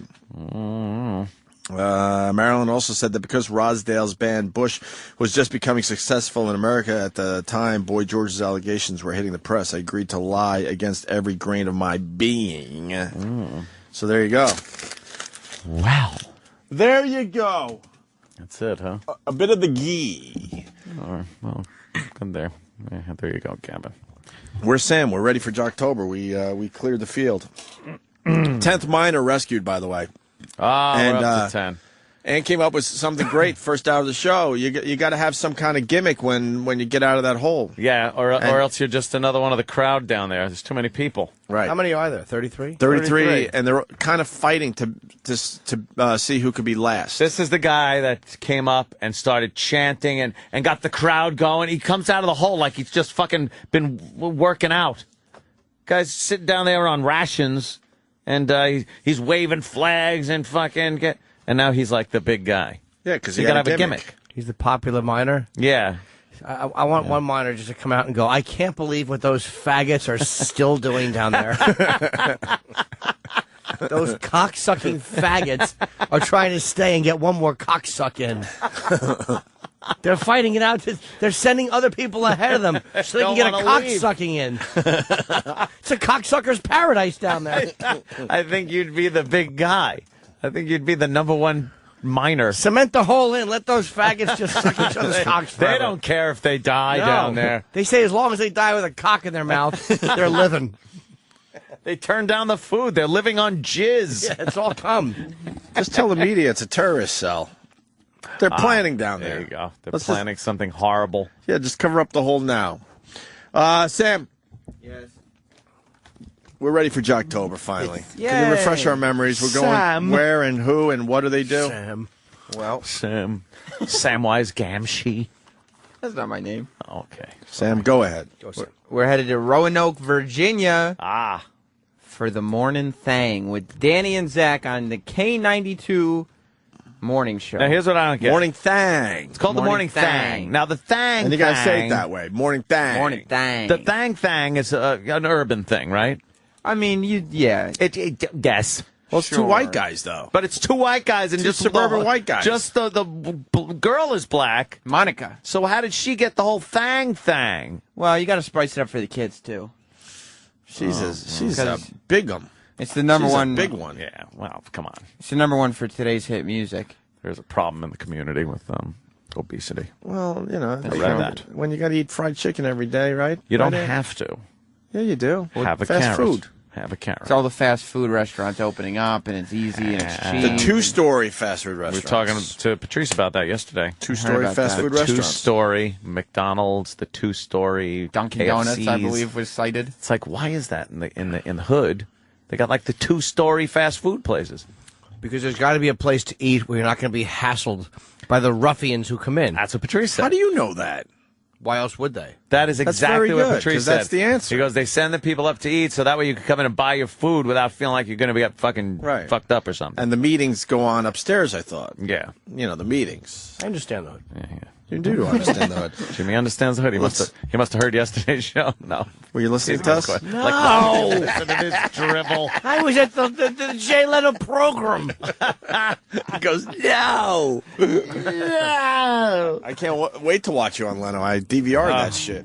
I'll watch today when I get home. It's very funny. And I still got to do the Bored to Death on Showtime. Yeah. I got that DVR'd. HBO. Yeah. It's not a Showtime show. I apologize, Jimmy. I'm interested in DVR the wrong But thing. we couldn't find it on HBO, then we assumed it was on Showtime. HBO. Oh, no, it's HBO. Oh, my God. It's HBO. Did I just with HBO. DVR Showtime for no reason? I better have that thing. It's online. You can get it. All right, I'll find it, Jimmy. The gang talks about trick-or-treating being moved to a different day. Why is trick-or-treating being moved to a different day? Well, trick-or-treating, Halloween is on a Sunday this year. Uh-huh. And so people are saying on a school night and on the Lord's Day. How long are fucking kids staying out trick-or-treating? I mean... Oh, wait, they do not bring up on the Lord's Sunday. I mean, there are religious things thrown in here and there. It's Roanoke. It is Roanoke. So, and that's the debate. Monica, their female pal, makes her presence known. Yay. That means it's going to be horrendous. I mean, you just, as you're listening to the clip, just pay attention to every time Monica contributes and how much she brings. Right. Here we go. The morning thing. Should a local community, township, Shut a local community, township, shut a local community. The fuck? Why is he talking like Use that? your regular voice. We taught you guys that lesson years ago. God. You don't think that's his normal speaking voice? No! should a local community, township, village change the time that kids trick or treat? Lame. I mean, should they move it since it's on Sunday? Well, Saturday's right there, and why not move it back to Saturday? Seems more convenient. Because Saturday's not It's not a Halloween. school Saturday's the 30th. It's just this day before Halloween. Plus, It's not you know, a lot Halloween. of kids, maybe they go back for Bible study in the evening. Why not move it back? Oh, they just so it's do. more convenient. There's a lot of kids. There's a little Paul Lynn in there, too. There's a little you hear gee. that Paul Lynn? There's a little gee that sound. That's for the old timers. You hear a little Paul Lynn. Oh, Samantha. Center Square. Amyl nitrate for the win. I never knew he was gay. I just hate him because he made fun of Kiss in when they did the Paul Lynde Halloween special in '76. No. Why don't you go down in your elevator shoes? He made fun of Gene Simmons' Really? shoes. Did he say that? They were good though. They did Detroit Rock City, King of the Nighttime World, and Beth on the Paul Lynde Halloween special. The Paul Lynde Halloween special. We need audio of that. There's video of it. It was great. Did Paul Lynde dress his mouth up as a vagina? That was the height of my love for Kiss. Wow. We got to get audio of that. It's phenomenal. Paul Lynde Halloween special. Why don't you go down in your elevator shoes? Why don't you go down on every guy? I think he had one of the greatest Hollywood deaths of all time, too. Because I took the death tour in L.A. Oh, he was jerking off. And they stopped in front of his house. Yeah. And supposedly he was... He died jacking off. I think he died jacking off with a young lad. And possibly some kind of erotic... he had like some kind of he was being choked autoerotic out. asphyxiation. But Can you look up Paul Lynn's death? I don't think he was with anyone. Oh my God! Look at Danny Fines. Fuck October. We're off-roading now. This is Kiss. They're getting off some weird elevator. And there's like goblins and things. And Paul Lynde looks scared. Yeah, there's explosions. Yeah. I am getting such douche chills. Are you? I'm enjoying this. Detroit Rock City. I didn't realize this was probably on a stage with no audience. Yes. I didn't know they lip synced. Oh my God! Did they ever lip sync? I didn't realize. Paul Lynde looked all scared. He didn't know. We want to hear Paul Lynn.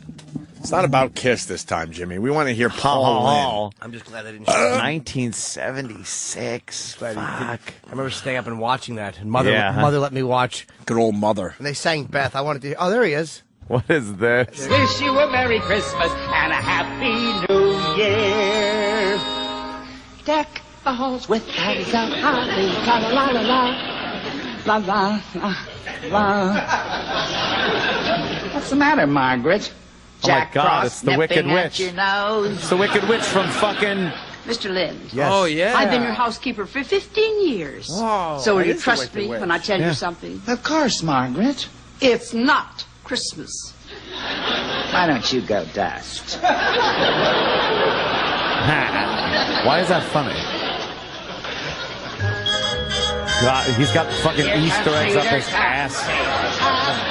He's dressed as a big gay Easter bunny. Did you know he was gay when you were growing up, man? No, I had no clue. Tell me. Him, It's Liberace, not no Easter. idea. Margaret, go prune a tree. That was funny. I don't know why. Go prune a tree. Just fucking fatty fruit. My funny Valentine. Is it a red? Sweet comic Valentine. People watched this. What is it then? Chinese New Year, April Fool, May Day, Payday, VJ Day, Groundhog Day? Smile when I get warm. You can smile, can't Margaret you? Hamilton, was that her name? Yeah, the Wicked Witch I'll give has you some a hint. old fun bags. It's full of witches God. and spooks and strange creatures of the night. Oh, sounds like Hollywood Squares. We go through this every year. You know perfectly well what holiday it is. Okay. What's the matter? What is it? Happy Halloween, everybody. Whoopee. It's the ball. Did they have the yelling guy? Starring Paul Lynde. Yes. With Paul's special guest. I love the Halloween, yelling guy. everybody. Go back here. Whoopee. This was a staple. Paul Lynde Halloween Special. Starring Paul Lynde. With Paul's special guest, Tim Conway, Roz Pinky Tuscadero Kelly, Margaret Hamilton, Billy Hayes, Billy Barty, Billy special Barty. guest star Florence Henderson, a special appearance by Betty White, Betty and White. a rock and roll explosion, Kiss. And now, the Paul Lynde Halloween special. Halloween special. Perfect. They all yelling guy did all the announcing back He's in then. a giant pumpkin nose. Yes. It's a big glory hole he's sticking his head through. Thank you. Hi, I'm Paul Lynde. Yeah, we know. Well, somebody had to be.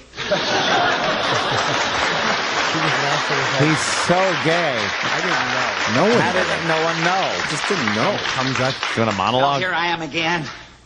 ABC's answer to Trick or Treat. Hey, could we play a game? It's been a year. I love since playing my- games. Sure. Yeah. He's going to do some kind of monologue, right? Yeah. Yay. How many subtle gay jokes or references will there be that go over everyone's head? But now that you know what he's all about, Yeah. It's going to be quite a few, I think. You think? Yeah. What's your number? I say at least Just so it looks 4. like we're doing a game. 4. I'll go 5. Oh, fucking Price is right. That's Price right. is right in me. That's I'm going right. to guess 3,275. That's a lot, Chip. I'm a good guesser. All right, let's go.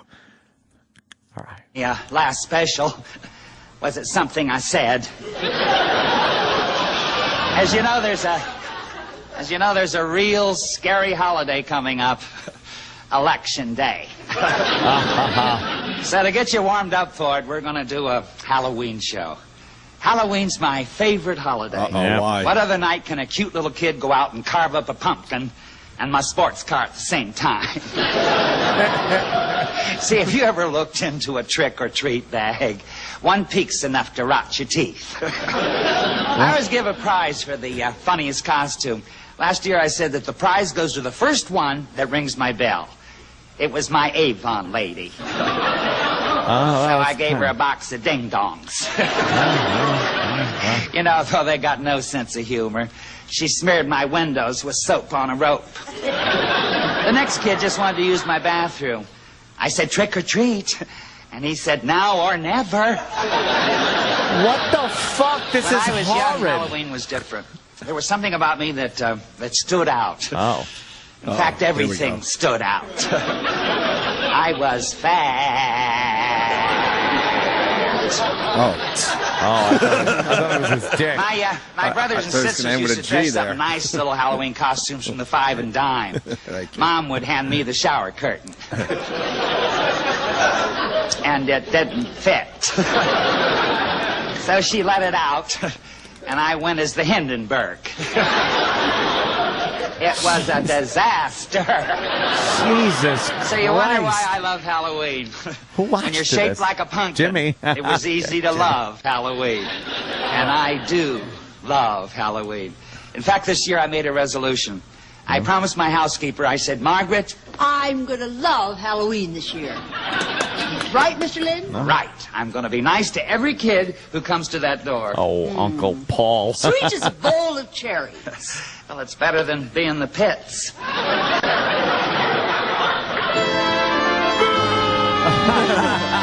Oh, no, Wow. he sings? No! I'm crazy about the holidays. I love all the gifts and toys. Uh-oh. I love all the looks of wonderment. Hold on, pause. I love putting my cock in boys. Why is your mic so loud? Because it should be. God wants it that way. So I can be heard. You are over distorting, my friend, with terrific lines. How's that, better? I must add. Oh, it's been bad all morning over there. Yeah. With all the naked All right. boys. I love all the looks of wonderment from little girls and boys. I love Easter eggs and Valentines, the fireworks and Halloween. What? I love New Year's Eve and Jingle Bells. There's I love a cock so deep it hits my spleen.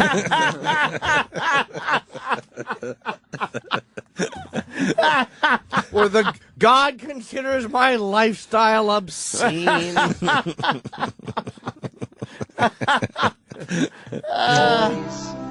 I love Easter eggs and Valentines, the fireworks and Halloween. I love New Year's Eve and Jingle Bells. And if I lived longer, I'd die from the same thing as the singer from Queen. Jesus. That was a little wordy, but... Wow. A cock in my mouth sure is keen.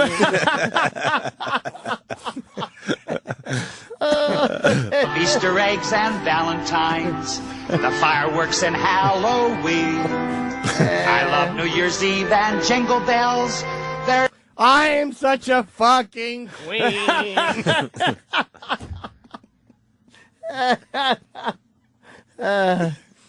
I never meant to be so mean. Easter eggs and Valentines, the fireworks and Halloween. I love New Year's Eve and Jingle Bells. There's no doubt about it's nothing without those kids. I am simply wild for these kids today. The little darling kids. Uncle Paul I have Lynn. great respect for the things they say. I understand them kids in those goofy This is get-ups they ghoulishly wear at creepy. Halloween. I dig Knowing what we know. Although this is my ringtone. And my doorbell. Sweet. I give them yummies, kids, with their apple bobbin' and trick or treat. Apple bobbin. Somebody Come call on it. and ring my doorbell. You won't be sent away. Uh-oh. I'm just crazy for kids. I'm gay. Here soon. Let's see, I got the candy, the gum, the walnuts. There's There's the walnuts. doorbell. Yes. I got the condoms, the angry fathers throwing bricks through my window. It's a big dumb dance number. They're all candy dancing around them or something. Yeah. Halloween. Oh. What's the colored person doing out there on stage? Jesus, this is country coming to. This is a terrible opening number. Horrible. How 70s though? Yeah, it is very 70s. It's the awful song and dance. You know, without YouTube, this was lost forever. Oh, yeah. Fuck YouTube. Go to a cemetery. That's where you You'll ought to find play. me. What's kids I'm gay. Oh, it continues. Oh, here she comes. Kids, you must try to understand kids today. They don't get away from me. I'm going to stick Bugsy Malone on them. Kids, What? they don't mean the things that they do or say. You mean you listen? Why are they clapping? Oh, boy. Uh-oh, they're tying him up. They're tying him up. Get it Oh, around boy. his neck. He likes out amyl nitrate poppers and a young gay man jerking him off. Too much Alice. Oh, they're doing the can-can. Kick line. Here it is. Not enough Alice. Oh, the cockheads. He's hoping his asshole doesn't fall out. He lifts that leg up. He's gay, but it's not the first time he's been in a can. They just put him in a giant drum. Whatever. I tell you, I've had a bunch of little monsters. Who's responsible for this? Oh, they're putting the garbage can in. Is that Donnie and Marie? Donnie and Marie. Special guest. Yes. This Mormon pussy and his sisters. Oh, look, this explosion. I'm dumbfounded. Listen to the ovation. Yeah, they're happy it's over. All right, that could be it. That was wonderful. Where were we? I don't even know. We were. No, they're driving in a car. I can't even listen It's a to this. sketch. The old lady and him are driving in a car. It's the Wicked Witch. Margaret, we must be way out of town by now. You're hitting fewer people. Where are we You can see going? the shadow on the Away screen from behind those them. pesky kids with their Halloween pranks. We get Someplace where no kids could ever find you. To my sister's house. Oh, what's that like? It's well preserved. You'll have lots of fun. Oh, this is. I can't You're take well it anymore. preserved. You're no fun. It's a split level with trees and a garden and a stream. Yes, it is, Mr. Lynn. Oh, I hate places like that. Did you pack everything? It could be a chilly evening. Everything. Your robe, your slippers. My Dr. Denton's. Butt plugs. We're almost there, Mr. Lynn. Which house is it, Margaret? There, at the top of the hill. Oh, see, it's haunted. Why was Kiss playing? Thank God that's over. Oh, you know, there's different wonderful. parts. If you want to watch the whole thing, feel free. I just want to see the interaction with Kiss. Like, what did he say to them? I remember not liking it. I remember not liking I thought it it. was mean-spirited. It's so funny. Little Jimmy was mad at Paul Lynde. I didn't like that Paul Lynde made fun of Gene. Paul Lynde was ahead of his time.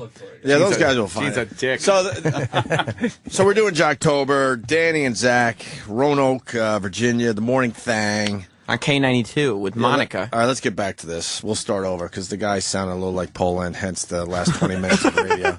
Should a local community, Sean! township, village change the time that kids trick or treat? Lame. I mean, should they move it since it's on Sunday? Well, Saturday's right there, and why not move it back to Saturday? Seems more convenient. Because Saturday's not It's not Halloween. school night. Saturday's the 30th. It's just this day before Halloween. Well, it's see, not now a lot of Halloween. kids, maybe they go back for Bible study in the evening. Why not move it back? Oh, they just so do. It's more There's convenient. a lot of kids that do Move that. trick or treating. Now, Yeah, give me the a evening break. Bible study. That's important. I So can't it's believe you don't know Sunday. that, Sunday. So what about Monday? If it, next year, when it's Monday, do we move it again? back Does it to always have to be Saturday. Saturday? Yeah, I think Saturday. you Because just children move back. today are wimps, and they can't stay up on a school night. Children But I'll tell today you that are it's wimps. unfortunate. I'll tell you what happens when you move it, because my town did for many years. And then they finally had an aha moment. Okay. And stopped changing it for a reason. So I can't believe nobody thought about this around here. It's like an epiphany. It's like an awakening in just a minute. No, it's not. Wait, I know what Sam's getting at, though. Did you hear Monica? She was terrific in that break. The whole break. Yeah, there I was heard nothing. Many ahas. Yeah. Saturday. What are they talking about? Yeah, what the fuck are they talking They're about? just moving trick-or-treating. There's a town that wants to move trick-or-treating from Sunday, October 31st to Saturday, October 30th. Gives a shit. You guys wouldn't talk about something like that? When you just do that and then on Sunday find somewhere where they're doing the regular trick-or-treat and then you get 2 days of trick-or-treating. So what's the big deal That's about this whole fucking dishonest. thing? The kids don't even trick-or-treat anymore. It's not safe. You get Razor driven blades around. in those apples. You Oh, gotta you gotta watch watch- out. yeah. And the poison in it. Actually, fucking child molesters. Much like Paul Lynde. God. The debate heats up. Monica's contributions continue to light airwaves on fire. This is when things really start getting to a fever pitch. Like, whoa. Right. The thing is, and this is the epiphany, and my town went through this because they would just, without even thinking, it was just the tradition. They would always in just my move town. it to They Saturday. would move trick-or-treating to Friday or Saturday so that it wouldn't interfere with school. And then they realized, our property is getting torn up by high schoolers. This whole thing with moving wasn't me. trick-or-treating to that night, all it did was move the vandalism to a night when the kids could be out later. Right, So exactly. it was almost like they wanted to move Halloween to not on a Friday or Saturday because then the kids would have to be home, getting ready for school. Because as when it's opposed to on being like a out. Saturday, they go buck wild. You got these kids over to your house. We're going to go egging and all that stuff. And you got other kids that are just out too late anyway. You have tiny kids out 8, 9 o'clock, still banging on your door. This is why it should be on Sunday. I'm with you. Start Sunday's moving it when the it best is day. Saturday. Sunday's the Friday and best day. Saturday, ban I'll it. tell you why, that's the best day because you've gotten the message Holy in the morning, so I'm you're less exhausted. likely to go out and do horrible things after sitting in that pew in the morning. So it's actually a good thing. You're not going to fucking church. There's nothing going on there. Who listens to this, really? She's good. It's the number one for today's hit music. It's number one? It is. It's the number one hit music station in Roanoke, Virginia. This shit is number one? That's right. What happened on radio? Sure. The Morning Thing. That's all she contributed, by the way. That was good, though. You needed that. Yeah. Guys, they continue with the Hollywood dirt. Yeah, you got to get some Hollywood dish dirt. the dirt. Very good, very good. Okay, now we're going to get They talk about some action. They talk about Lady Gaga's Lady Gaga's upcoming perfume and go a little too far with the jokes, Ed. There are you guys know too far. from being on the radio that Gotta be sometimes careful. you're on the air and you get a little carried away with your punchlines and you say something that you're like, oh, did I go a little far? I hope someone's there to reel him in. What's our perfume smell like? It's probably like armpit and liquid shit with a big clit-topped fucking bottle. Let's say hi to Lee in Connecticut. Lee. Yeah, I got to call bullshit on this, guys. There's no way this is a real radio program. Obviously, you ran out of this one. You're making up your own stuff. I for one don't appreciate it. Yeah, no shit, man. It's amazing that people are listening to this. You can go online and listen. It's 11th minor was just rescued, and once again, no presentation by the minor. Nothing. As they pulled them out. They're losing their heat. They're losing really their are. their zest for They really life. Let's do the Hollywood dirt here. The celebs you crave. The sleaze you need. Danny and Zach's Hollywood Dirt Alert. Lady Gaga, she has a perfume coming out in 2012. Yeah, and she finally named it, and it's going to be called Monster. Monster. Yeah, and no one knows what it smells like yet. What do you think it smells like? I don't know. 2012? Yeah. It's like 2 years away. Uh-huh. You can't wait that long? No, we need to smell the cheese now. I think it smells like a gorgonzola. Oh. That's my guess. Poor Gaga. Mm-hmm. Poor Gaga. Oh, poor Gaga. Gorgonzola. Gorgonzola like cheese in her labial flaps. Is that what he meant? Anthony. Did he mean cheese pouring out of her gash? Don't get You should have ugly. said it. What are they doing? I don't know. It just makes you angry. This does. This is the just most makes you angering angry. fucking Jocktober I've ever So been far. party to. Yeah. This whole month, right? It's everyone has been fucking infuriating. I like this- this is because our show, I'll say, it doesn't get any respect because we're lumped in with all this other horse shit. We're lumped into the radio fucking genre. Yeah. The DJs. This is why no real celebrities want to do radio shows. Why would they? This It's horrid. The Morning no Thing. reference They would do point. the Morning Thing if they were in Roanoke. good news, more Hollywood dirt, everyone. Singer George Michael, a free man. He was released from prison yesterday. He had 4 weeks in jail.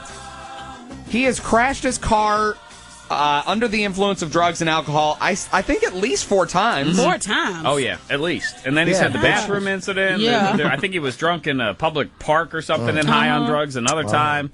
It's out of his mind. This one, he mowed down one of those little photo booths with his car. Oh, they still have those in Yeah, Europe? he That's was cute. high on prescription drugs and marijuana. A fatty. So a little up. Says he a little wants to down. say thank you for everybody who has supported me in there. It was quite inspirational. I'm coming out here on my own, so you realize I want to start again. He said by himself to the press. Okay. Just walked outside and did a little press conference. I like George Michael. He's cool. course you do. He's cool. He's cool. He blows guys behind shrubs. Yeah, that's not the definition. men's rooms. That's not Yeah. the definition of cool. That's not exactly Fonzie in 1977. Right, exactly. But that's why I like Your this. definition of cool is a little off. Yeah. Holy shit. Different about the show is they'll bring up a premise, whereas you guys would then start making jokes about George Michael. Yeah. They instead say, I like him, he's cool. He's cool. Because you got to be nice to everyone. That's the culture out there, Sam. Well, George Michael We can is- learn from these people. He's cool. He is cool. He's cool. He's cool. He's blowing guys behind the shrubs. Yeah, exactly. Yeah. He's got pine cone needles on his knees. He's in parking rides, fucking in the bushes, Exactly. sucking cock. He's got Lyme disease on his ball bag. he's cool. He's got to check for ticks on his taint, pulling him out. Yeah. Because he needs the cock so bad. His favorite Near thing. Lyme, Connecticut, by the way. Asshole. Yeah. Where is he? Do you really think? Yes, Yes. I do. Well, if that's the line you're believing, I'm not. I was on the inside. Jesse Were ya? Ventura is cool. You nailed it. You got that nailed. Oh, it's just because I've been You got watching that him. one nailed. He's so annoying. All right. What's going on in women's dressing rooms, by the way? They won't let me inside, and I'm a former governor. You're not allowed in there. Why? Yeah, we'll try to get in. What? He was trying to get to Plum Island. You're not allowed there. Are you running out? Is he running out of conspiracies? He's so running out. If he's doing the Kennedy thing, stop it. Is he doing Kennedy finally? Yes. Oh, you didn't hear the clip? Oh, he's got For fucking. Jimmy. Oh, forget Hold about on it. We'll get back to Wait October in till a second. Oh, yeah. He was on Larry King last night. I don't know Hold enough on to a minute. argue certain. Hold Like on. I can't argue. Like I'm still like reading about. But a guy like Bugliosi, Yeah. who wrote that book, would maul him in a debate.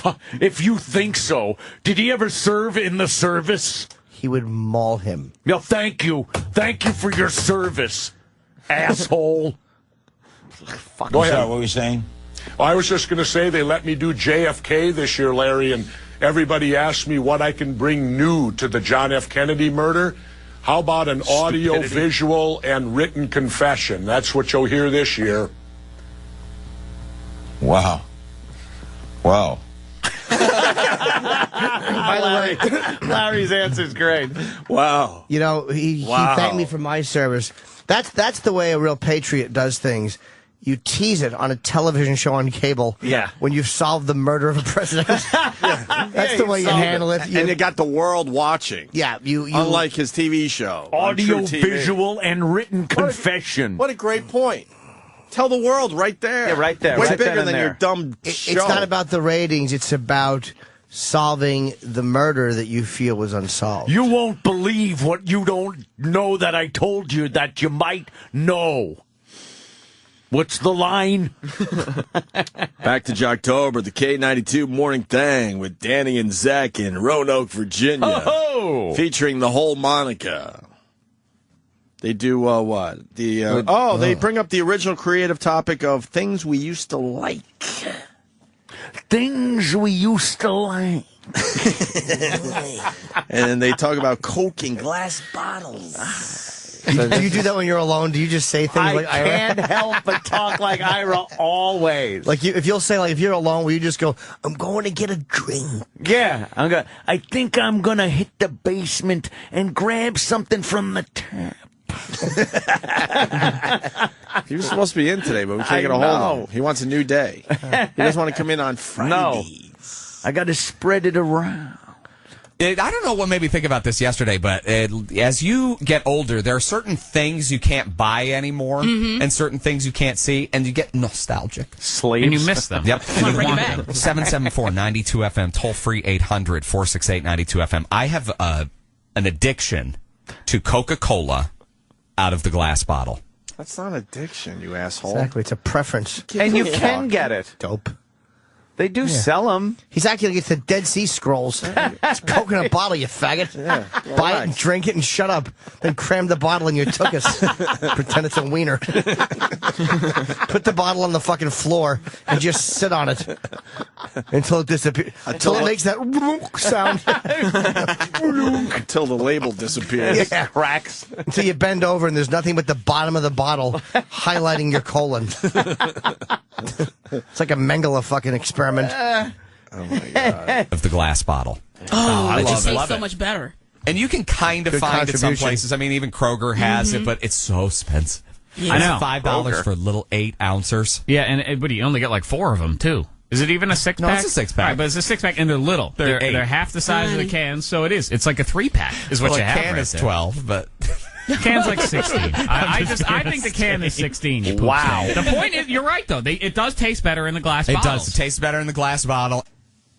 Can I They tell are you something? going off. Yeah. I'm getting off Diet Coke because I finally listening to Patrice about aspartame. Oh my God! But I Yeah. will say, crazy. Diet Coke in a can tastes better than Diet Coke in a bottle. Guys, we could have this debate for hours. I know. Can Let's we? go. Let's go. But the thing is, he's right. A can is not 16 ounces. It's just 12. That is true.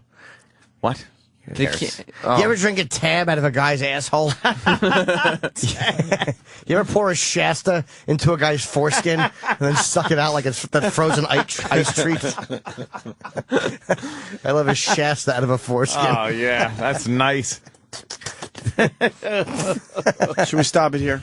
I don't think so because I don't think so. Well, Why? we could, but then nobody would have the answers about the Coca-Cola in glass bottles.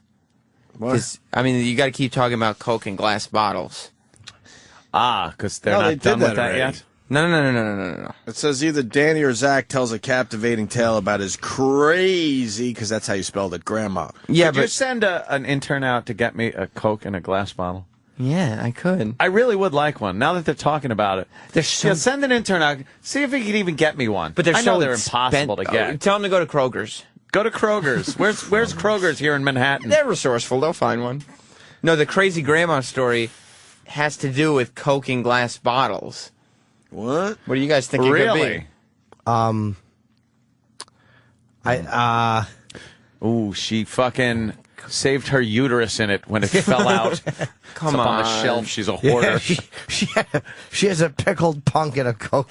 It would have been his uncle had Grandpa not gotten drunk and put a fucking horseshoe in Grandma's belly. There's now a pickled punk in a Coke bottle that she would yell at when she was drunk. Could be that. I'm going for that. Yes. Or maybe maybe she was clocked in the head with a glass bottle and Boo Radley mouth fucked her. Did she have to tamp in the remains of a trip to Sloan Kettering? No. Oh, these guys are mean. I'm just trying to think. His grandmother in a everyone. Coke bottle. What's the story? I don't know. I know. They call her because she has she was able to hide a giant plastic one in her vagina, so her nickname was 2-liter Bessie. It's a huge bottle. Yeah. That isn't it? No, All right, let's you guys find are out. all incorrect so far. Oh, Well, one time- I know the when, answer. Her husband knew that she had been betting in Negro because there was a Coke bottle on the nightstand and she didn't drink it. Only Negroes No, did? but he knew that Negro Gardner used to love Coke in a bottle, and there was a Newport in the ashtray, and her pussy was broken open.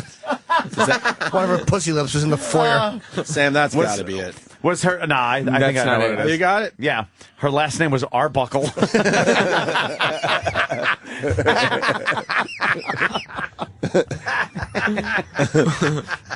Nice. Yeah, Fats Domino or something. That too.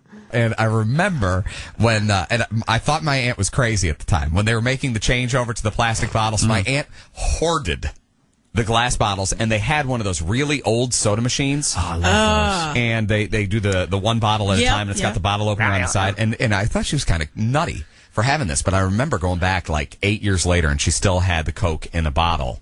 And it was still it was just different. It was fresher. It was different. It had different flavors. There's something about it in the glass bottle that makes it better. And I think the can is fine, but the plastic bottle, especially compared to the glass, forget it. There's no comparison. No comparison.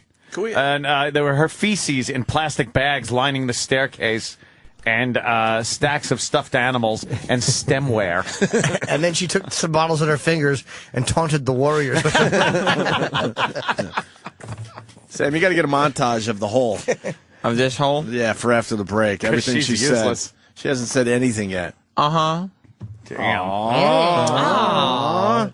Did she have a Darth Tater? You missed the Darth Tater too, Jimmy. Oh, God. Who was Darth Tater? There is a new Hoarders that I implore you.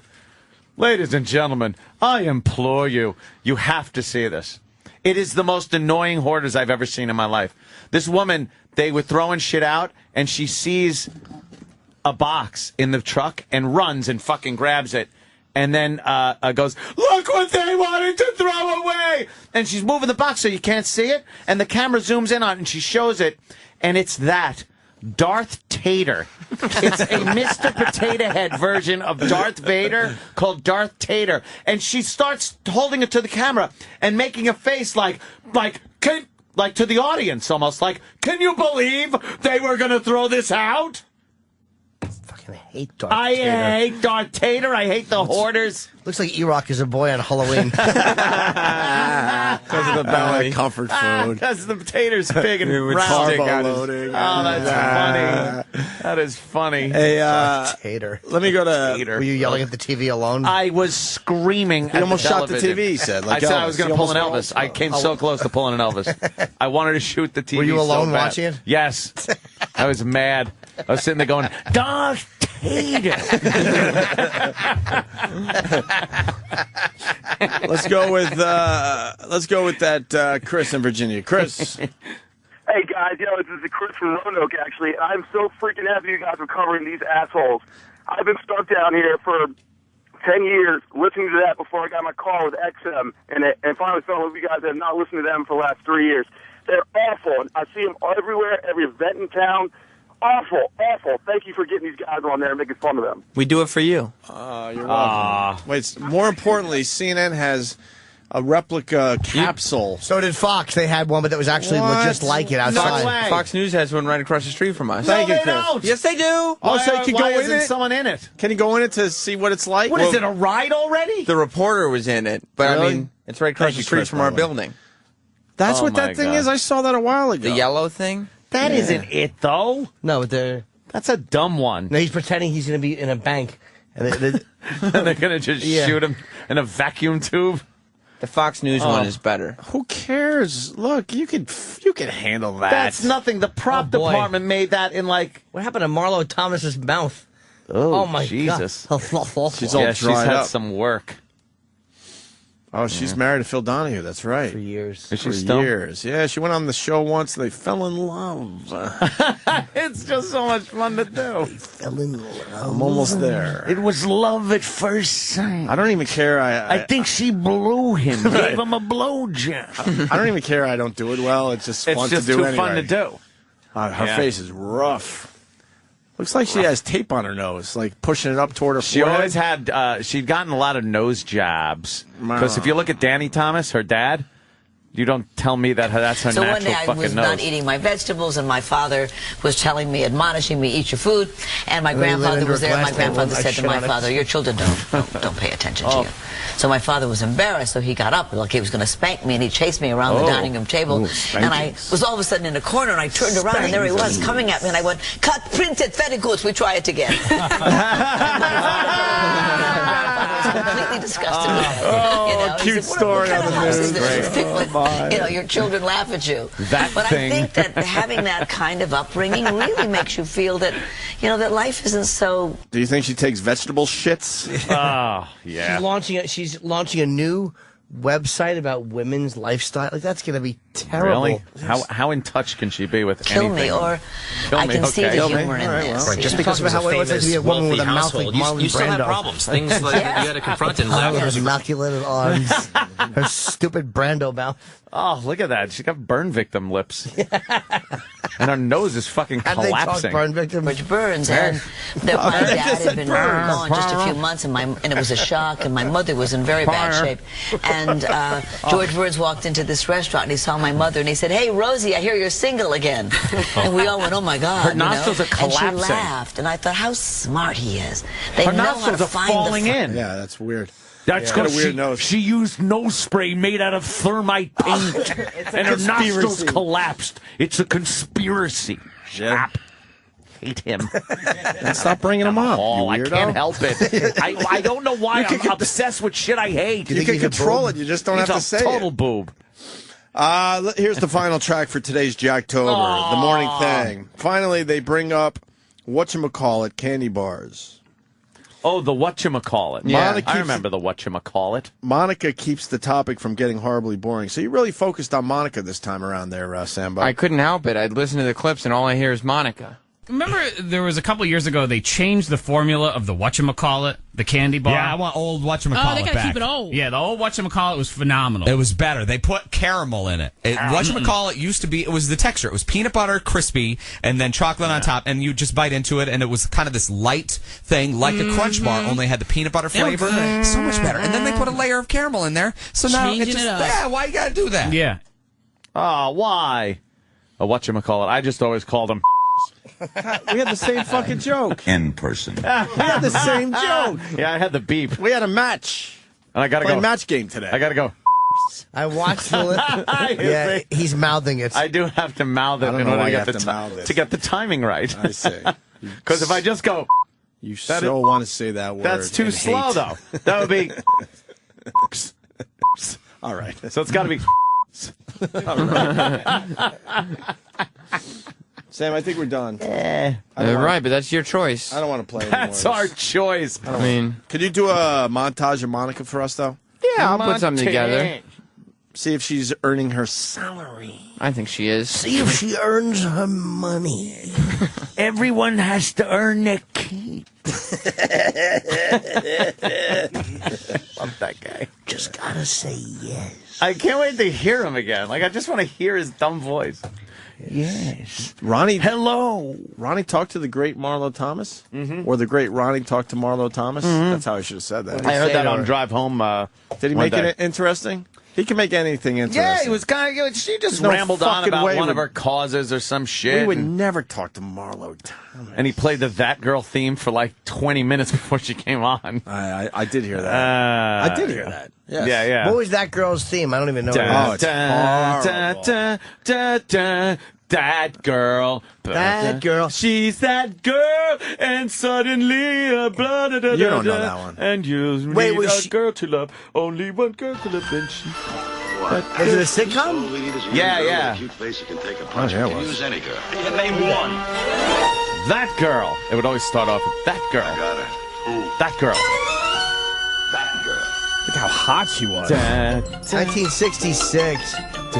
Is this New York? Yeah. Yep. Starring. I like seeing old New York. Wow, man. 60s. Marlo Thomas.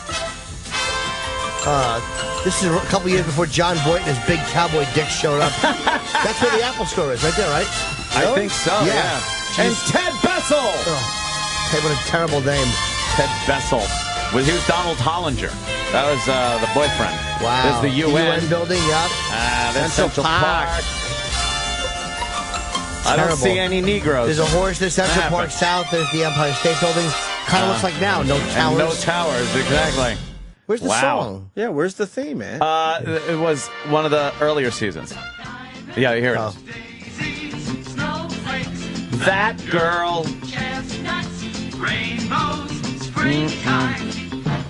It's in the 60s. You know she had a big hairy bush. Yeah. Oh, yeah. Pussy smelled like feet. You know it was prickly. Snow cones, bonbons, chicken, fat girl. Big fat girl. She's fat girl. Or pipe in the head, cum on her back, body's burned, dead girl.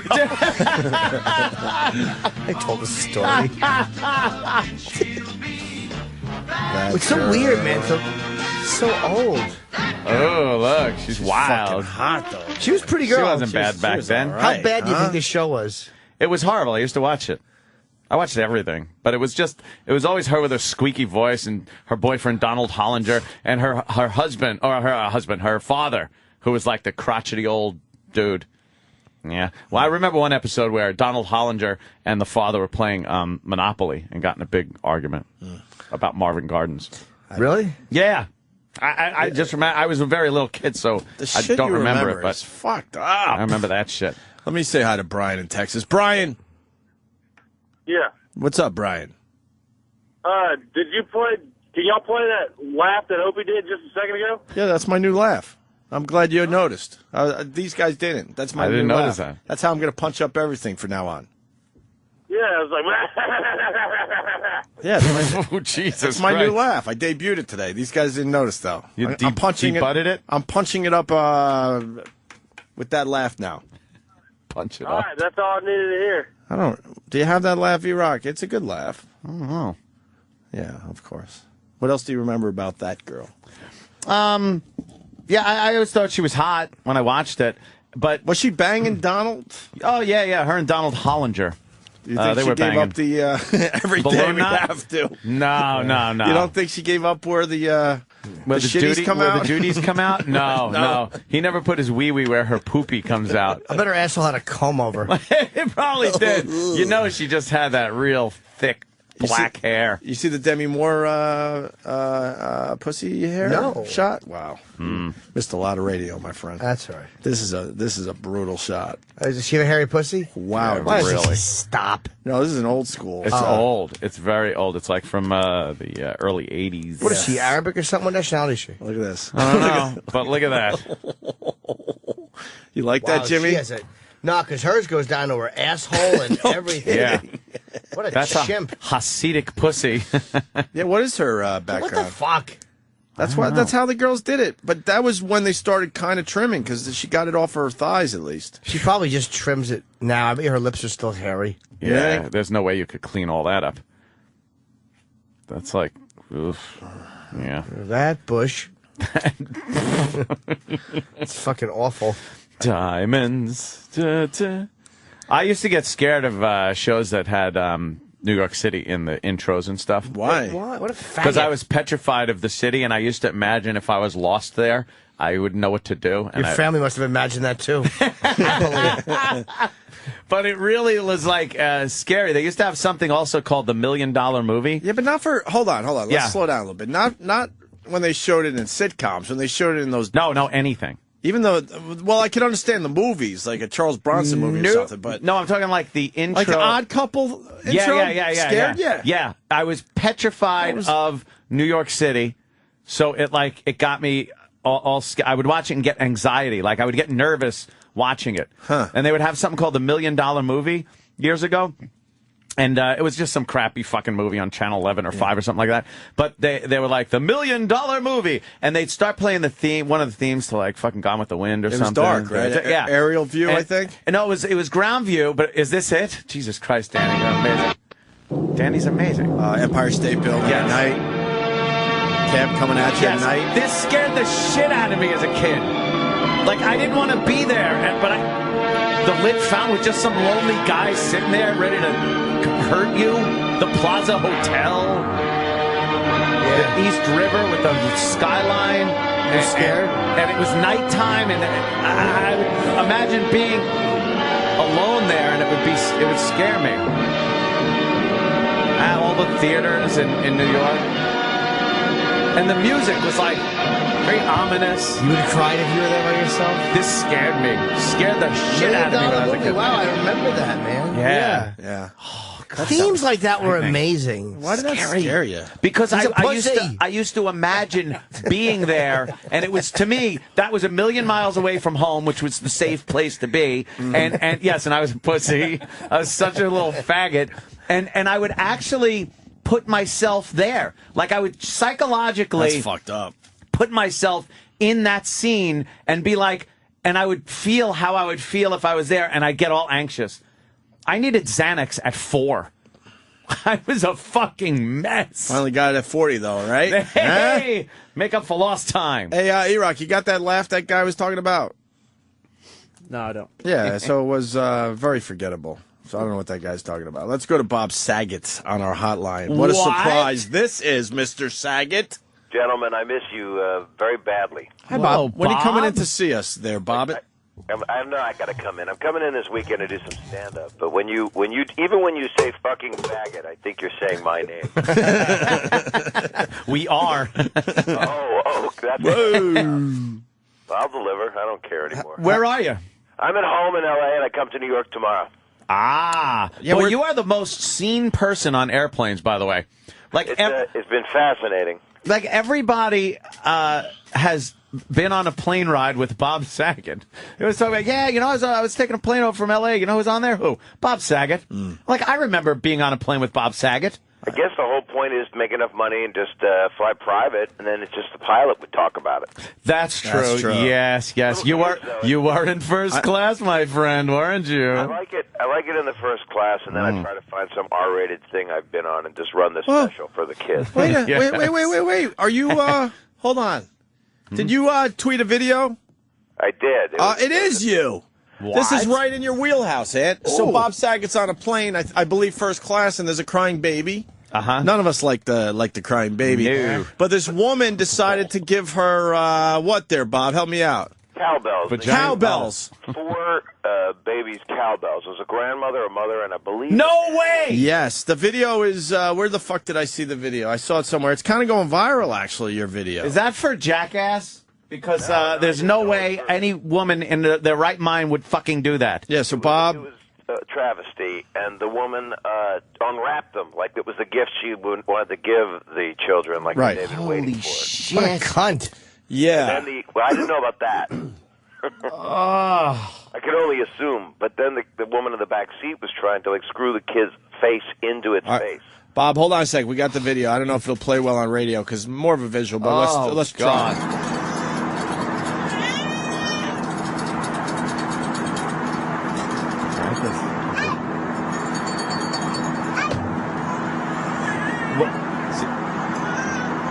And then you got a guy peeking over his seat to see what the hell's going on. I would say you've got to be kidding me, right? You've got to be kidding me. 5.5 hours of it, and I'm not complaining. I just shot a Twitter video of it. Well, you should have complained too, there, sir. Well, we did, but they wouldn't ask them to sit down, and they would stand and hold the babies and shake them with the cowbell. So it was kind of like they should have shaken him real hard. That makes him shut up. Wait, the fucking airline wouldn't ask them to sit down? No, I don't know. I don't know what airline it was. It was like Walgreens. How'd they get on with a fucking cowbell? Isn't that a weapon? I don't know. It's metal. I don't think I could totally kill someone with a cowbell. We were in first class once, Bob Saget. We had a crying baby or kid. And the mother decided to take care of the situation by not giving the kid candy.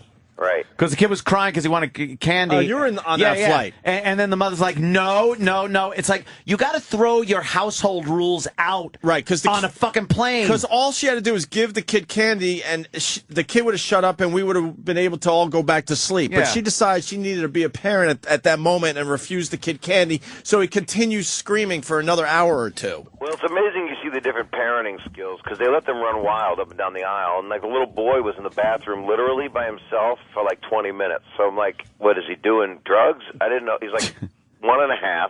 They're screaming, they're standing, and they disrespected everybody. But great if he flushed himself down the toilet and went plummeting down into Cleveland. It's wrong that I frozen. nail one of them, probably. Jesus, Bob Saget. One of the moms seemed right to me. Nice. No, I was with my woman, and it was really upsetting. Are you still with the same woman? I am. Congratulations to look at Mr. that. Bob Saget.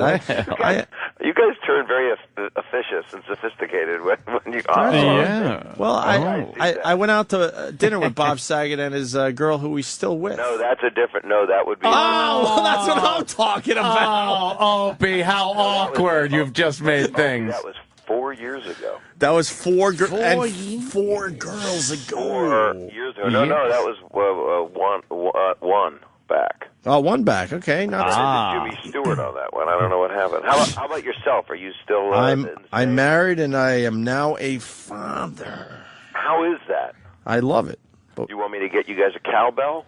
Yeah, for flights, that'll work. I mean, we're starting to talk about, the first flight with the kid, to be honest with you, because vacation will be around, the holidays a little after. So I'm debating, what do I do? Do I take a chance there, Bob? Make it a short what do I do? I think you get them crated. It's like an animal. Yeah, they can breathe down there. They say the air is better down there. It is. It's cleaner. Yeah, it's I actually have children from my previous marriage from the 20s, and the kids that I have, you hold them when they're like that. You don't let them run around, and that's actually the only thing I said on this flight to the lady was, I don't mind. She came over and apologized to us and said, "Let me buy you all drinks in first class." At least she in first class. But at least she. But that's all I asked for. At least she acknowledged that her kid was a problem. There's a lot of parents out there. The kid screams bloody murder, and they don't even acknowledge it, and just expect you to deal with it. And the thing was, the apology was like 5 hours in, so it was. Oh, well, great! That's Thanks. not an apology, then, sir. At this point, it gets to the old. There is no other hand kind of attitude, but you got to hold your kid is all I'm thinking. They can scream, but at least teach them the new confines of the smaller place with people in it. Sure. Man, I can't now, even deal. Opie, how is it having this baby? Sleeping through the night? Was starting to get up a little bit more now. 5 months old already. That went fast, huh? Asking for the car keys? Asking for the car keys. 5 months old, the son. Oh, little Jim. Yeah. and you guys are still going strong, which is... Oh, yeah. Things are good. Very happy. Amazing. That's amazing. I'd love to take a flight with you guys sometime. Well, sure. Yeah. That's all I do. That's all Bob does. He just flies around with various people. Yeah, I'm going to give my kids, big fucking cymbals, though. Yeah. Yeah, so you get, the big crash cymbals? Yeah. Just smash them together? The cymbal hat, and then you put it on the other child, and then you can just bang their heads together. Teach them how to use one of those things at the football games. Those horns. The vuvuzela. Or a vuvuzela. Vuvuzela? Yeah. Give everybody the batting foam things they can smack together. Right. Now, Bob, you're going to be where, man? Why are you calling us? I got two things. One of them will be at your house tonight. You come over. Come on over. I'm in Long Island. I'm at you know where I'm at. No, honestly, I mean, when you said two things, I'm at the Wellmont Theater in Montclair, New Jersey. Yeah, that's Friday. I got that one. And then on Saturday, I'm at the Tilly Center of Performing Arts in Brookville, New York. Do we know that theater? Where's that? Brookville. Is that the old? Supposed to be very beautiful. It's really bad when you say your gig and everybody gets quiet. No, because I'm trying to. We're Long Island guys. Is it the old Westbury Music Fair? Is that? No. Okay. Wait, is that in? Beautiful structure, they tell me. It'd be great if I get there and it's like a building fund. That's the Tilly Center in Brookville. It's supposed to be really pretty. Okay, cool. I've been working on this new series, which I'll be coming in person to promote, in a couple months. That's coming on A&E, and I'm real excited about that. So, what is it about? It's called Strange Days, and I went and studied subcultures that seemed... I kind of did a comedy documentary. I'm calling it Cockumentary. And it's me. I went on the road with a biker gang in a sidecar from Nashville to Daytona for one of them. Wow. And I went and looked for Bigfoot in the Pacific Northwest with a bunch of guys. They're called Squatchers, And I joined a frat in Cornell. And I went with Jeff Ross to kind of retrace Hunter Thompson's, Fear and Loathing. We were in a Cadillac. We went to the mid-400 where he dropped acid, supposedly. And right on. So it's like a lot of subculture stuff that's me in that environment. I spent a week there. We shot 60 hours each episode, and we're just doing post on them now. So it'll be on soon, and it's kind of in between me being a person that's acceptable to people that watch me on television and then the filthy one that, you have to have a taste for. You guys still there? Yes. Jimmy's trying to open up I'm watching Jimmy struggle. Bottle of Coke. Struggle trying to open a pop top thing with the desk bell, and he's doing it. Anthony just did it. I don't know how to do it. You just grab it by the neck, but you got to use your finger as leverage and pop it up. Is this from the front? That unusual Asian upside bottle? down? Huh? Do you know the Asian bottle that has a very thick marble in the top of it? No, Jimmy. No, I don't. Jimmy is like that. Okay. Now go. Come on, you got it. You got it though. Yeah, I'm trying to open this bottle of Coke, Bob. Sorry. You got it. No, not just a bottle of Coke. Oh, he's so close. See, you'll learn. You could open a bottle with anything. When you drink as much beer as I do, You must figure out how to open a bottle with anything. You're almost there. Is that Jim Norton? Yes, hi, Bob. Jimmy Norton is back. How are you? I'm good, buddy. How are you? I feel bad. I didn't know it was you. You're having trouble opening Coke? Yeah, no, I'm just while you're talking, Anthony popped his Coke bottle open, so I'm trying to do the same, and I'm struggling horribly with it. I didn't. You got it this time. It's opening. It's hurting my finger though. Now, do you know about this thing when you go into like an Asian fusion restaurant? They give you this bottle with like a marble on it. You can't open it. No, marble on it. Well, okay then. I'm not going to try to patent it. Yeah, that's crazy. Sounds like a fancy restaurant. Fancy stuff. Fancy stuff for our show. Jimmy opened up his bottle of Coke there, and we just saw a picture of this place you're playing Saturday. Where is it again? It is in the Tilly Center. It's in Brookville, New York. It's a CW Post venue. Yeah, that's right. Oh, right. So I'm just trying to help you out there, Bob. And the place looks beautiful. That's a nice place. My brother played there. Yeah, it looks great. You're gonna love it there. Yes. Well, it won't compare to the dates we all did together. I know. We got to try to figure that out again. Virus tour, backstage. There's nothing like those are gone days, my friend. Women stripping behind the curtain right before you walk on. Oh yeah, a little distraction. Yeah, there was so no pussy to be had on those gigs. It was fucking awful. I'd never seen you hired strippers with no pussies. I'd never no pussy. They might as well not have had them. They might as well have had fucking blocked out, bleeped out pussies. Yeah, but Jim, they had to dance. I mean, someone's got to do the hard lifting. Yeah, but it's heavy lifting. It was Patrice O'Neill. It was heavy lifting. Nah, the strippers were not coughing up any drawers. That was depressing times. Yeah, that was a little fuck, you know. Well, the strippers were. We had prudes. It still took me back to a kinder, sweeter time when Otto and George is getting ready to go on, and there's strippers. I just felt like I was in 1910. That was really good, man. The stage was horrible. The spooky doors. There was a black cat. I said to my agent, "What the fuck are you doing? What's this, Halloween?" Yeah. There was the stage. Do we have any pictures of the virus stage? There was like the silhouette of a black cat. Ew! That sucked. Honestly, no matter what center we played, the couches were just like porn people wouldn't sit on them while they're waiting to fuck each other. Look, we didn't have much of a budget. Cum-stained fucking couches. What was the spooky house theme? Oh, the black cat, guys. Yeah, why was that? It's terrible is what it was. It was cheap, I guess, to put together. That's exactly what How about just a plain wall? Yeah, just fucking put a wall up. Ooh, Who cares? and the police tape, keep out! Look out, danger going on here, Danger! But there was so much energy when the stage managers are sending you out, you would think you were out in like ancient Rome. It was like the most major gig in the world. You know, those people were more civilized than our crowd. Jesus Christ. Yeah, the Coliseum. Always nice in the daytime when the gig starts, and no matter who's on stage, people can tell them that they're shit. Yeah, that did happen. And then the performer has the sun in their eyes. That was always fun, right, Bob? Well, I'm excited. I'm also on tour, so I'll be around. Yeah, please come in and do this properly. Hang for the whole morning. We'll get some laughs in, you know? As long as we can run. I got a new tape, 5 girls and a thimble. Oh, nice. Yeah, that's tight. A mess is what it is. By the way, that A&E show sounds really, really good. What you learn with the Bigfoot guys? Anything?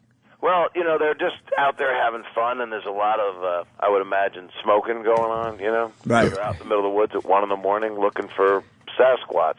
So, and you weren't convinced, right? It's all bullshit. I got to be honest with you. First couple of days, I was emailing my kids like a moron. He's real. I'm going to see him. I know. Yeah. I'm not giving it away, but okay. Mom, he exists, and when I see him, it's going to be amazing. And my whole premise was that if he's got big feet, he's got a small dick. Is what I was thinking. So he was like, that's why he's hiding. That's more of an awkward name, though, for him to call him. Yeah, it is, right? Yeah, I think I saw Small Dick. Yeah, Small. It's better dick. to say Bigfoot.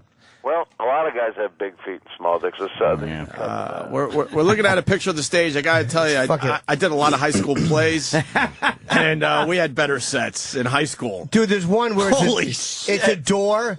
It's a fake-looking door, and it says, "Keep out," with red letters. Ooh. Danger going on there, dude. Looked like Pippin took a shit. It really is horrible. O&A. O&A and what, baby blue? Big baby blue letters. Big baby blue letters. Police tape. The smoke that was coming out. Oh, God, there should have been. Yeah, there was. And then there were losers on the couches that were already stained from bad snuff. Yeah, some winners got to sit on the couches on stage. And they decided that because they were sitting on the couches, they needed to attack the performers in some cities. Yeah, that was really lovely. that was smart nice. on our part. Where they were escorted. The people are in the VIP section, and they're the first person that the guard just grabs, and they're on that like meth physical freaking out mode. Meth mode. And they just grabbed them and dragged them off, and it's like that guy was like 3 feet from me. But man, we asked you guys to make sure that the performers could be murdered immediately. Yeah. The velvet ropes, Jimmy. You forgot about the velvet ropes. Keep out! Spooky danger! Keep out! It was 2 years, wasn't it, that I went out with you? Yes, you did. Yeah, we did. Yeah. I think we did 4. I think we did about 4. It was like an army tour. Let me see Yeah, maybe 3. I'm not sure now. Everybody loved it. I see people all the time, and a couple of them can still talk and function. Yeah. And when they're not crapping themselves, they remind me of the virus. And then one guy said, I saw you on the virus, but he just meant he thought I was dying. Yeah. I misunderstood him. Well, it's a good thing he saw you, though, because the door said, keep out! Danger! Police tape!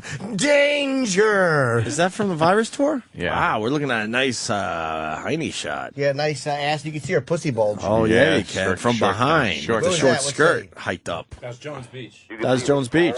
Her folds, you're saying? We can see her folds. We see some lippage. I love to see a good fold in a pair of panties. A pussy that looks like it's been folded over like a flag. Jim, are you saying you like a pussy with pleats? Yeah, like a pleated pussy, definitely. Do you like it when they're in front or on the sides? I don't care how it is. I like when it looks like 20 pounds of shit in a 5-pound bag, and smells like the too.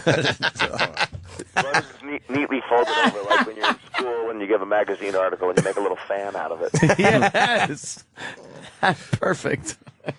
Well, I'm going to come in and do crap with you guys, and always I miss talking to you, and thank you for all your promos over the years. Yeah, you got to get in here, Bob. man. Bob Saget on Twitter. Friday, October 15th, Montclair, New Jersey, Wellmont Theater. Montclair. And Saturday, it's the what again? The Tilly Center. The Tilly Center. Okay, I want to say Tillis. CW Post is what it's named. Yeah, CW Post Saturday night with Bob Saget. And then, the college kids come and they're all stoned and they want to get me stoned, and I just get in the car and leave. Before we let you go, are they finally catching on that you're a bit on the dirty side? Finally, isn't it funny? It's 15 years of reinvention. It seems to be catching. Right, but finally they get it. That Bob Saget's, because I've been to a few of your gigs where people walk out because they think they're going to see the guy from TV. Where were we? Was that Westbury? Yeah, some of them were walking out. Oh, what happened? No, because they didn't know. They brought little kids and stuff, and they yeah. You know. I don't want kids at the show. You can't have a 9-year-old come up there and I talk about the folds in my labia. Yeah, Bob Saget's a dirty, dirty boy on that stage. I'm not even as dirty now. I have a couple new songs. I just do things to entertain the people. I just want them to be happy. It's very entertaining. It's very entertaining, and then the young kids shouldn't be there because they don't need to hear songs about a guy with a big wiener. Exactly. Do you sing about your cock? Say again? Do you sing about your cock? Not per se. Tell us about your cock. Not per se. It's not my cock per se. Let's hear about your cock. Can I say, by the way, that Jerry Brown apparently his wife called that candidate a whore in the recorded message? What an ugly bitch he's running against in California. Oh, yeah. Jerry Brown's opponent is fucking atrocious looking. Really? Yeah, I don't know. Look at her. Oh, God damn. Oh, It's like she is. Dr. Smith. She looks like one of those fucking face ladies, like who they built a face for. Face transplant? Yeah, she had a face transplant. Yeah. So it's like Westworld? Oh, she's terrible. Westworld, that's very good. Pull the face off. Nice. Well, maybe they got a shot. Dude, she's terrible. People like ugly candidates because it makes them feel better about themselves. Yeah. Good for them. All right, Bob. right, go guys. back to sleep, and we'll see you soon, all right? No, I'll be up all day just thinking about this call. Yeah. Keep out! Keep out. Danger! Sending you guys a lot of love in a man way. Well, if you make it to New York City before the end of the week, come in and say hi. I would love to, actually. I'll try to do that if it's cool. Try to figure it out. If not, we understand, and we'll see you soon, Bob.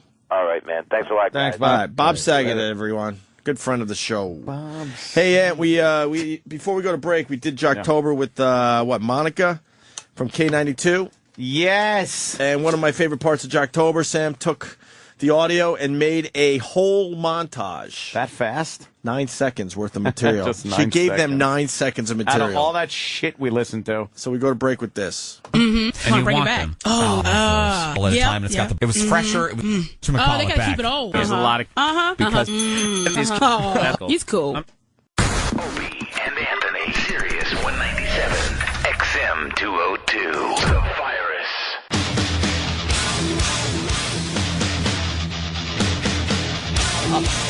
Hey, let's not forget we're doing What the Hell Is That? We're still looking for people to help us out with What the Hell Is That? We got Dr. Steve coming into town, and Dr. Steve. I think we got to pump this up a little bit because we need a few more people to come in. Basically, looking for you if you got something weird going on and you haven't been to a doctor because maybe you're a little scared or maybe it's a little embarrassing. I don't know. Yeah. We're looking for unusual things Oh, that you don't really got don't. insurance? Yeah, maybe you don't have insurance. That's a good one too. Sure. Yeah. So you come in and you got Dr. Steve and I believe Dr. Mike, right? Dr. Mike is doing it again this year. It's one of our staple bits, so I hope we get enough people for the bit. What the hell is that? Goes down on Friday. If you want to be part of this, what's the email address there, Danny? Thank you. OPAnthony@SiriusXM.com. Opie spelled O-P-I-E. Some people still don't know that. OPAnthony@SiriusXM.com for What the Hell Is That? All right? You know what else is happening this Friday, by the way? What? Oh. Big event at Foxwoods in Connecticut. Jim Norton. Thursday, Friday, Saturday. With special guest in the casino, Anthony Cumia. Oh, yeah, you are going. I am so going. I love at least to I say. just got all the paperwork. I love how you say at the casino. Yes. At least I you're will being get- honest with Jimmy. No, I did blow Jimmy's show off once because I was on a roll, Norton. A roll. I never get offended. I'm always Oh, he totally. knows. Oh yeah, You know. It'd be like if Anthony was doing a show and I was getting my ass fingered. That's usually how I feel when I'm gambling. Only it's not a finger. It's a leg. Big casino dick. What happened? You're not on a roll these days. No, where are you at? I know haven't you been. talk. I know you talk very what? I'm sorry. I saw Dice. Yeah. And he was just talking about gambling. It just sparked. I was like, he's just the most entertaining guy ever. Dice, yeah. I forgot I saw how your tweet. Yeah. I forgot how much I miss Andrew. Yeah. How is his marriage going? Great, actually. Yeah? She is sexy, man. Yeah, Oh, she is his wife hot? Yeah. But they were sitting together. They're very in love, and they were having fun. But I was eating with Jonathan and Yoshi, and Where were you? In L.A. at this restaurant. And he happened to be there, or you guys all Dice went said- together? Me and Dice were going to hook up. He texted me and whatever, and he's like, "Hey, we're going for pizza." But Jonathan was at the restaurant waiting, so I'm like, "I can't. My manager's waiting for me." He goes, "Well, I'll come by after," and he did. But he was talking That's about cool. gambling and just his lunacy in Vegas the whole summer.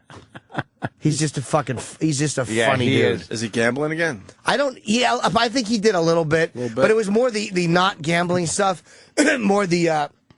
You got one story? The Dice shenanigans. I can't do it justice. Just about how he had to scream at somebody in a restaurant. How he had to scream at somebody. That's terrible. We went to dinner with him once, and he didn't scream. He took the other tack where he was just going to the waiter. He goes, "Do you remember, like 10 minutes ago, That's my favorite when Dice I story. told you I wanted it medium rare and butterflied?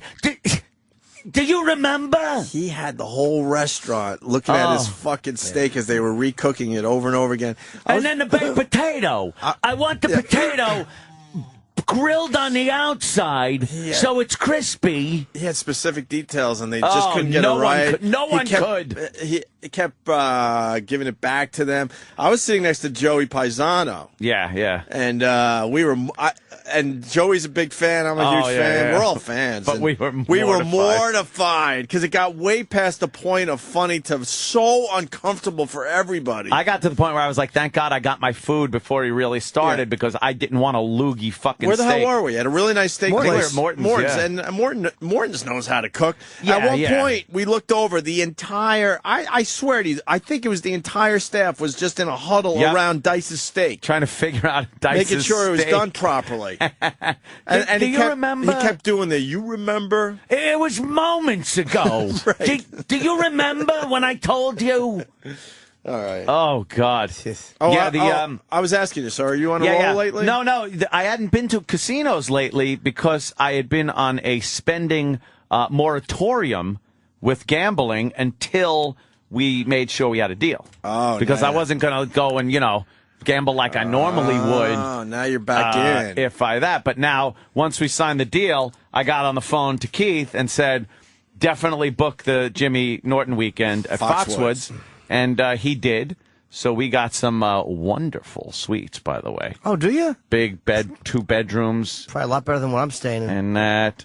I got paperwork to fill out for my line of credit. And I don't just go with a few bucks. I fill out things of lines of credit, my friend. Marker! Give me another fucking marker! God damn these fucking Indians! Shit, motherfucker! Shit! I go crazy. You're practicing, I see. That's what I do, but it's a wonderful place. I want to watch Anthony gamble at Foxwoods. I've only But I seen do it. yell. But I want to know what yell else a they're lot. giving you. You're a whale. They give me great places. But Suites, how are you dinner, getting up there? everything. Helicopter? Oh, no, actually. You have to drive this time? No, the limo They comes send down. the limo. They send a limo down, and they drive me up, and then they drive me back. Do they have dancing girls? I in the want, limo? in my suite, I want a few dancing girls. Girls with little skirts dancing around my room. On a nice, beautiful day. What else you get? The butler? What do you get? Oh, yeah, you get the whole butler deal, everything. Everything. Who's up? Who's in the room, Danny? Who's in the suite? Who do we got? I don't know. Keith? Keith? You? Guess so. Yeah. Nice. So it's just going to be debauchery. Yeah, it's just like anything else. It's just a sausage fest. Debaucherous, drunken sausage fest. Drinking with men. Yeah, men doing some drinking. I'm so happy my friends will be up and there. seeing Jimmy Norton. Oh, yeah. People probably think it's like the Rat Pack. It's just fucking... No, we just fucking... It's just 3 idiots. We drink. Drinking wine. And we wreck things, including our livers. The sausage pack. 3 fucking ugly cocks in a row. Exactly. Like a fucking awful broken bike wheel. They're the worst. You want to see what movies they got on? Yeah, what do they got on? See if Inception's on. You want to go downstairs? Nah, I'm just going to hang out and drink. I'll get some room service. Fuck Jealous. I got a wedding. I won't make it this time, Jimmy. Weddings. Who's getting married? Somebody in Philly. Oh, yuck. A Philly wedding. Can't this one. We the have city of brotherly love. we have 4 weddings this month. We blew off 2. Wow. You have to pick and choose, but this is one I can't blow off. You can't go to all of them. Fuck. I 4? said Get I had outta 4 here. That's weddings, crazy. and that's what I mean. 2 Yeah, on her side, 2 on mine. So we both said, I just okay, split which the one is difference. important to you? My cousin Michelle's getting married very soon, so I'm going to that one. And then her neighbor from back home's getting married, so you got to go to that one. You're going to her neighbor's wedding from childhood? Yes. Oh, would I have nothing to do with that? Wow. That's why you're happier in a relationship than I am. I You wouldn't can't- do that for your girl. Here, let's do a little role play. You wouldn't do that for your girl. You guys been going out a while now. I want to see Jimmy do some role play. Now I want you to say to me, "Hey, listen, my old neighbor's getting married. Would you like to go?" I just like we're sitting around watching TV. I've just come all over the place. I'm like, "Get the sock, honey." All right. Jim. Yeah. My neighbor back home is getting married. Oh, that's good for her. I hope she's happy. I was wondering if you want to go to this. No! I don't. I'm busy. I'm going to be shitting. But you've been with her a while now. You got to do some things. Yeah, I am going to do some things. What do you do for her? While she's at a What wedding, do you do for her? I don't kill her. I'll be shitting all weekend. Instead of going to the wedding? Yeah, I don't shit. I shit once a month on a weekend. I block out 3 days, and I just shit until my legs go numb. I stiff leg on the toilet. Have fun at the wedding, hun. Tell the neighbor who I didn't care about that I said hi. The neighbor? Oh, the neighbor can go fuck herself with a stick.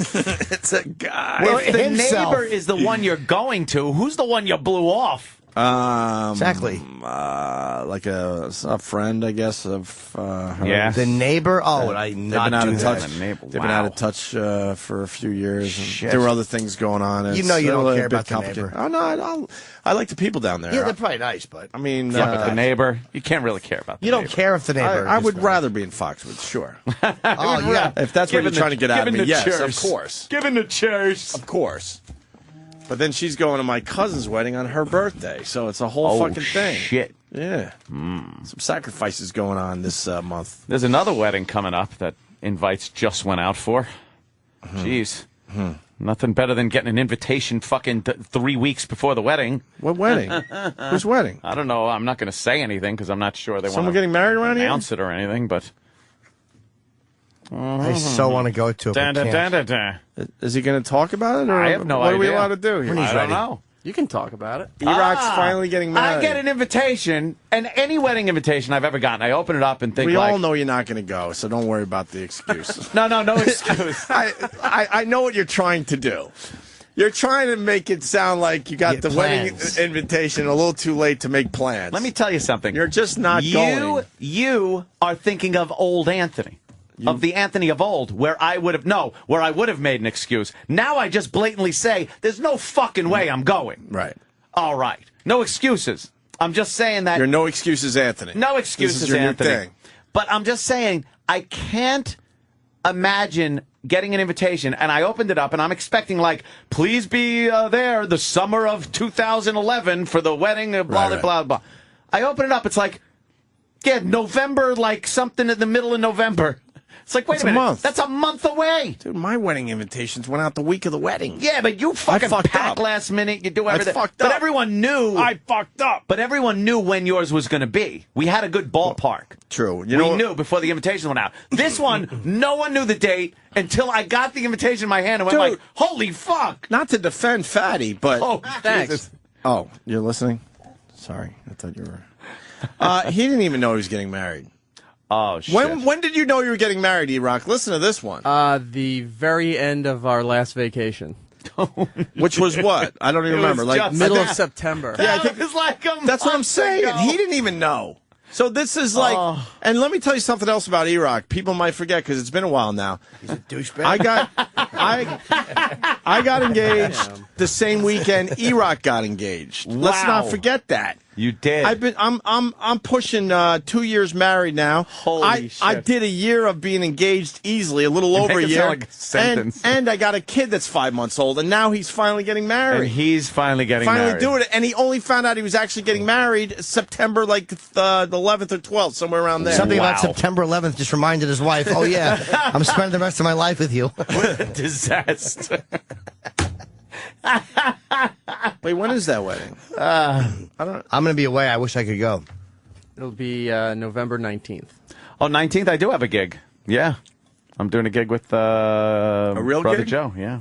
How funny is it that everyone goes to you and your brother's gig instead of his wedding? Oh, no. I wouldn't want anybody to go do that. I mean, obviously. You really have a gig? The E-Rock. No. My Uncle Mark, by the way, saw Brother Joe. He saw it 2 years somewhere. He goes, man, he was away wherever they played. And he goes, man, his brother's really talented. He said that they were great. Yeah, they actually are really good. Go to notyou2.com is the website if you want to find out where they're playing. And E-Rock's going to be a father, too. That is not true. Wow. I thought he looked pregnant. I'm laughing behind his back. Poor E-Rock. I'm just Come fucking on. with E-Rock. I don't know. Yeah, I don't know what the we fuck don't goes know. on with you. Maybe. You're lovely. I And do she want- is a lovely. I know. You She's got a a lovely- lovely girl there, E-Rock. Thank you. Is Jim on hold? Yeah. Oh, it's fine. shit. What are you doing? It's fine. Florentine's I didn't Jimmy. even know that. Oh, look at this light. This is very amusing to me. I'm listening to this. Oh, good.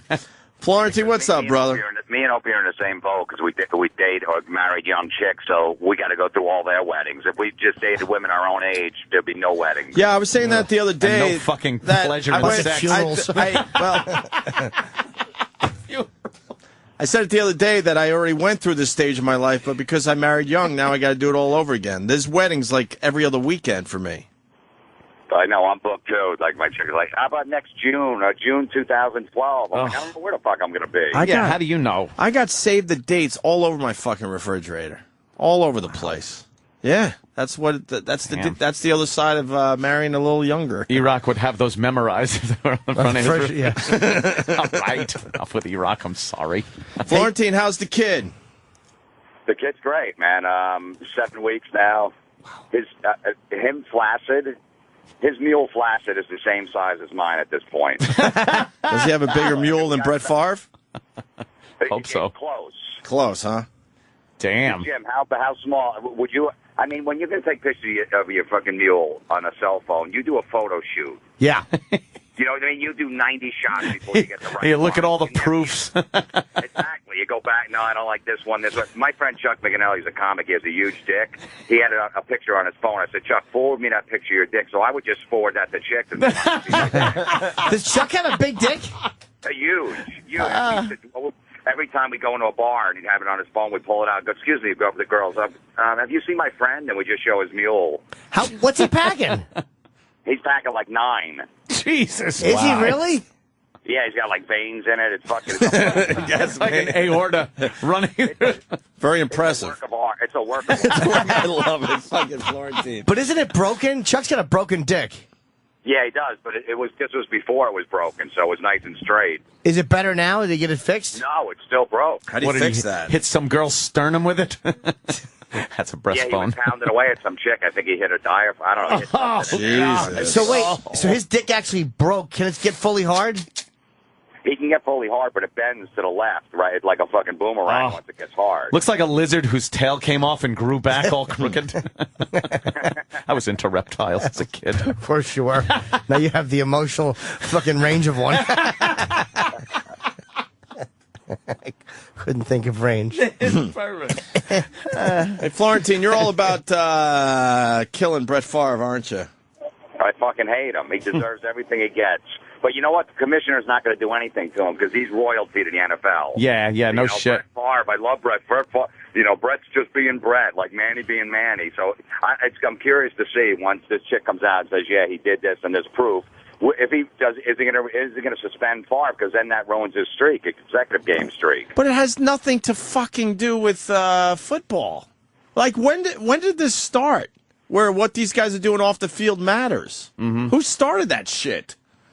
No, it is pretty lame, but I hate him, so I'm glad for it. I mean, yeah, you can't send your dick to another chick. I mean, come on, I'd be in jail. You got to think half the NFL is doing that. They just haven't gotten caught, right? Well, people are bringing up the fact that it was an inter kind of, because she worked for the Jets, he worked for the Jets. It's a intercompany thing. Oh, because it's human. They have human resources in the NFL. I'm certain they fucking Holy do. Shit, I'm certain bad they enough do. it's part of radio. But I think Jim's right. They won't do anything to him. He's fucking royalty. Royalty. Well, I mean, seriously. I mean, is Favre's streak going to end because of a suspension? Like, there's no way the commissioner's going to want to do. So what they'll do? I guarantee the commissioner's going to drag it out to like right up to the end of the season, right? And he'll suspend Favre 2 games, and then Favre will say, "I'm going to retire," so he'll never get the suspension. I see. Yeah, perfect. Yeah, I'm not a big Brett Favre fan, but nothing should happen to the guy. Wait, Jim, how many games has he played in a row? Has he ever missed one? No, 289 in a row. He's never missed a game? Wow. Fuck. In the NFL, that's crazy. And for that old. I know. So that's why the commissioner's got to. He doesn't know what to do. He's like, they can't. They can't do it over that. No. Like, come on. Yeah, but all those fucking women's groups are going to come out if he's, it's sexual. I mean, the bottom line, it is sexual harassment, against employees, and plus the 2 masseuses. Women's groups never come out for chicks that have big tits like that and fucking look all juicy. They come out for dykey looking fucking messes that got their ass pinched in an office. You're right. Yeah, that's true. Yeah, they deserve it. I got a Twitter from you. Did you go bowling with fucking Anthrax and Slayer? Oh, shit. Yeah, Anthrax, Megadeth, and Slayer the other night. You went bowling with them? Jesus. Bowling? He's fucking on tour with those guys. Yeah, the Jägermeister music tour. God, that's great. We had an off day in Louisville, so they were like, "Hey, we're gonna do this whole bowling thing." I'm like, "I don't know, I want to go bowling," but then I'm thinking it's fucking Anthrax, Megadeth, and Slayer. It can't be. That's kind of cool. So yeah, it was great. We fucking I bowled with Mustaine the whole time. He was fucking awesome. Is he good? He was great. Yeah, he was really good. He kept checking out my ass. He's like, "Come on, you going first? I want to look at your ass." So are those guys all? There's like a lot of partying, or are they pretty mellow? Those bands. It's not. They're kind of mellow. You know, the guy, the lead singer in Slayer, just had this major back surgery, so he can't even headbang anymore. Oh God! He just goes back to his bus. But you know, Kerry King from Slayer, there's always a party in his room. So it's not that crazy now because these guys are in their 40s now, so they're fucking they're old. Yeah, they're jumping around. They're looking for the fucking masseuse after the show. Yeah. How's the road been to you there, Jim? Dude, I did Nassau Coliseum, man. That was unbelievable. Wow, how cool is that? Yeah. Friday, right? Which was fucking great. You know, but they're animals. The thing with Slayer is bands don't even want to go on before Slayer because their fans are such animals. Yeah. But how are they receiving you? Picture like Dice back in his day when he was doing the Garden and stuff, like an opening act going on. That's how fucking. Oh, yeah, that would be brutal. Wow. But now, Jim, are they liking you? Yeah, well, the thing is, I do 3 5-minute sets in between each band. Wow. The first when I go on before Anthrax, the venue's like a third full. I could do an hour, and they're great. But then when Megadeth comes on, now everybody's in, and a lot of people don't know I was doing the MCing, and I'm like, what the fuck is this? I get through that set. But then before Slayer, and I can't be on the main stage when Slayer goes on because they have a curtain over the whole stage, so I have to go to the soundboard in the middle of the venue and do the set from there. Oh, no. Yeah. So all of a sudden the spotlight comes on, and they think Slayer's coming on. I'm like, hey, guys, I'm back here. And they're like, what the fuck? All right, enough of you. Like, why are you enough of you? Yeah. Fucking assholes back again. So wait, they have you at the sound. Why don't they just have you do 2? Because they want the introductions right before Slayer. I pretty much bring out Slayer. It's like a song, I almost bring, 30 seconds later they're out and I make all these announcements. But I'm at the soundboard now, and now fucking people are angry because this is my third set. They think Slayer's coming on. They think I'm holding up Slayer's set and I'm ruining. Yeah, you're the one. Shit. I demand my time. Have they yelled at you at all? Oh, well, you can't even hear the yelling because there's so many people there, but fucking beers are flying. Oh, shit. Oh, you've had beers thrown at you? Oh, fuck. Absolutely. It's San Antonio, 10,000 people. I'm at the soundboard. It's all fucking angry Mexicans and white guys. Wow. And I go up there, and I bring these Jaeger girls with me, and I do a shot with them, so we figure maybe if there's some eye candy, maybe they won't throw shit. Right. Yeah. That doesn't work. It's San Antonio. I'm up there telling jokes, and I'm doing this, and I just see beers fucking flying. A 20-ounce lands right on the soundboard, splashes all over. Oh, shit. I saw it coming at me, but I was like, I know it's not going to hit me, so I just kept going with my jokes. I wasn't going to stop. That's a tough spot. Are the jokes going over? Yeah, they are, actually, because I'm just doing quick fucking dick jokes. You know what I do? I did Columbus, Ohio the other day, and I knew, look, it's 99% angry white men. So I just went up there, my first joke, I just said, hey, this is the former home state of LeBron James, and everybody booed. I knew I was going to get. I'm like, why are you guys so angry? You got one less black guy in the state, and the fucking place went nuts.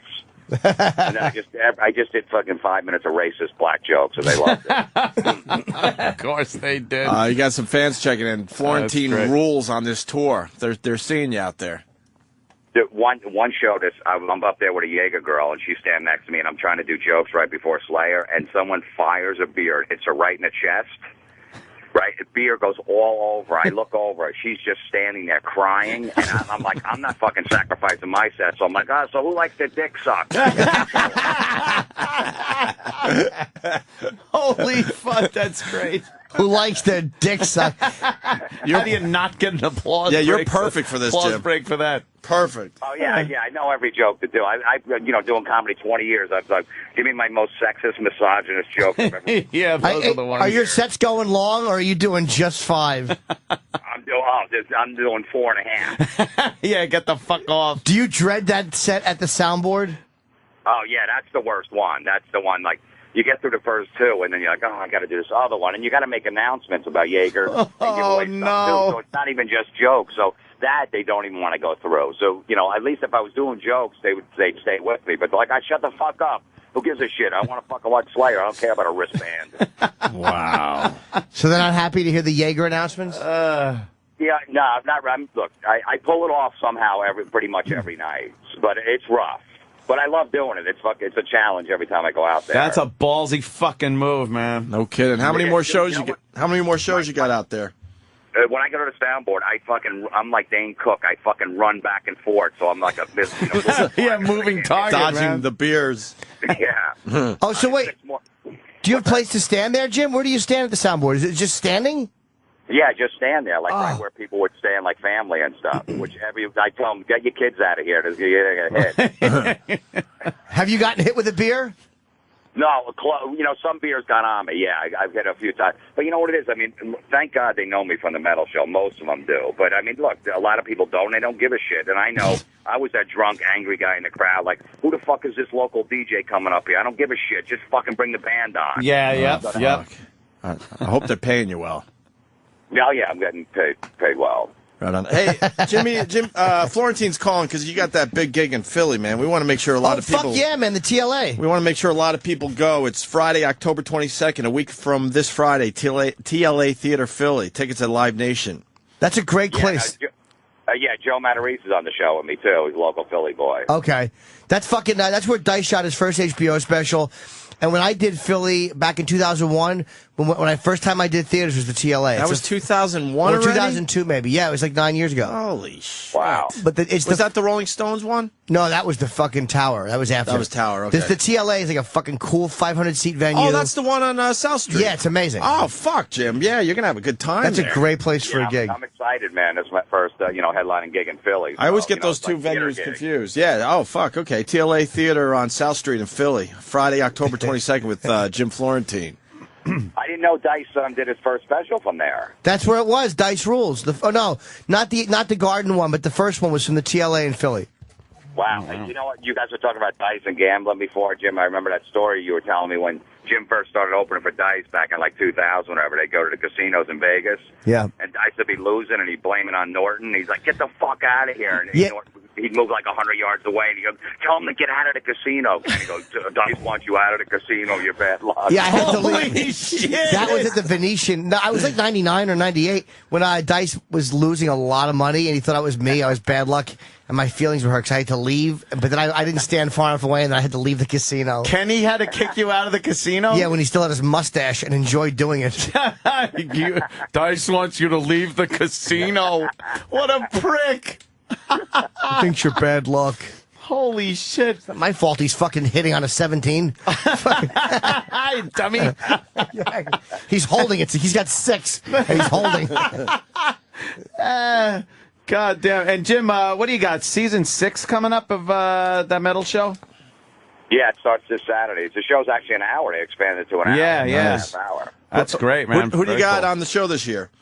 Well, the first one this Saturday is a special Ronnie James deal. We get all different bands. Fuck yeah. Oh, that's cool. Stories. Yeah, Geezer, Vinny Appice come on, and yeah, Geezer, cool. Right.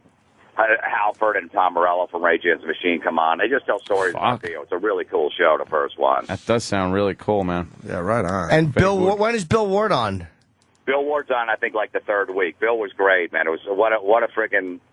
You know what we wanted to do to your picture? Me and Jonathan were drawing up all these plans, but we never did it. We wanted to hold it over a dumpster with a friggin' sledgehammer. He lost his fucking mind. Send pictures. We wanted to get a replica of it and just run it over, put it on video and run it over a car. we were thinking of all these things to do to send to you, and then Jonathan's like, I can't do it. I don't know how he's going to react. I go, it'll be fine. He goes, no, I'm going to get the brunt of it, not you. Yeah, he's right. That would have been an ugly scene. I fucking finally brought the picture home last night. I have it here. It's on on the plane. I put it in the fucking luggage, and the guy's pulling it out for me. He's almost bending, and I'm like, you cannot bend that photo. You cannot bend that photo. Stop, you're bending it. You know what's so funny, man? When we first saw Bill Ward, Jonathan brings the picture, right? And we're talking, this is before the taping. We talked to him for a half hour about you and all this stuff, and this and that, and then John's like, all right, hey, Bill, can you sign this for Jim? Because, when we told him the whole story, he's like, I'd rather do it after the show because I want to prepare. And we're like, holy shit. I go, what if he leaves out the side door? Jonathan fucking turned white. He's like, what the fuck? But luckily, we chased him. I followed him as soon as he took his mic off and made sure that he didn't leave. And he didn't. He hung out and signed it. But we were nervous. Like, he didn't want to sign it before. I I saw him a couple days after I taped with him. I'm actually, that episode airs this Friday at 11 a.m., I think. I talked to Bill for about an hour. He was fucking great, man. He was cool to you? He's the nicest guy. He's the nicest guy in the business. Hello, Bill. I told Bill Ward, I said, Bill, Jim Norton really was thinking about flying you in to sign a picture first class on Continental and then flying you home. He goes, I'd take him up on that. Yeah, no shit. I was interviewing him, and he mentioned Tony Iommi. And he goes, oh, Tony told me to say hi to you. I'm like, really? Wow. So, yeah, he said he mentioned I was doing my show, and Iommi just said, oh, tell Jim I said hi. So, you know how it is. You know how it is, being one of the guys. Jim's hobnobbing. Jim's a big name in the metal world, man. Now all these guys want to do your show. They know you're on the Boneyard. The guys in Anthrax and Megadeth were asking me, too, so. Oh, are you serious? Yeah, seriously. Yeah, they were asking me yesterday. Oh, he could have humiliated me so easily. Yeah. I said, no. You serious? No, I'm not. I trash so many bands on there. I should stop doing that. Like, I usually bash Van Halen. I always make fun of them, and I always make fun of a few bands. I got to stop doing that. Well, is it Van Halen with Sammy Hagar or with David Lee Roth? Just the whole thing. Sammy's birthday today. Is it? How old is Sammy? You want to know? 70. 63. 63 years young. You had who? We had Michael Anthony on. He told some great Van Halen. Oh, he rules. Oh, I he doesn't hold back anymore. I bet he unloaded with some stories, huh? Well, he tries to, play it to kind of safe because he never knows if there's going to reunion, and those brothers get so fucking pissed if you say one word. Yeah, you don't want to lose all that cash. I don't know if you guys saw the last tour. I mean, the backing vocals. That was fucking Michael Anthony. Yeah. Like Wolfgang, Eddie's son wasn't even at the mic, and Eddie was barely at the mic, and all of a sudden you hear these fucking backing vocals. So we were laughing about that. We're like, Mike, did you get paid for those tapes? Shit. He's like, I'm not saying nothing. He goes, I saw some clips on YouTube, and I wasn't at that concert, but it sounded like I was. It was really funny. How come he didn't, why did him and Sammy, the only ones that showed up for the Rock and Roll Hall of Fame induction? Because, Eddie went into rehab like a week before. Alex didn't want to show up with those guys because he hated them. And Roth, I want no part of it. I just want to do this reunion and make millions of dollars, so I'm not going to cause any problems.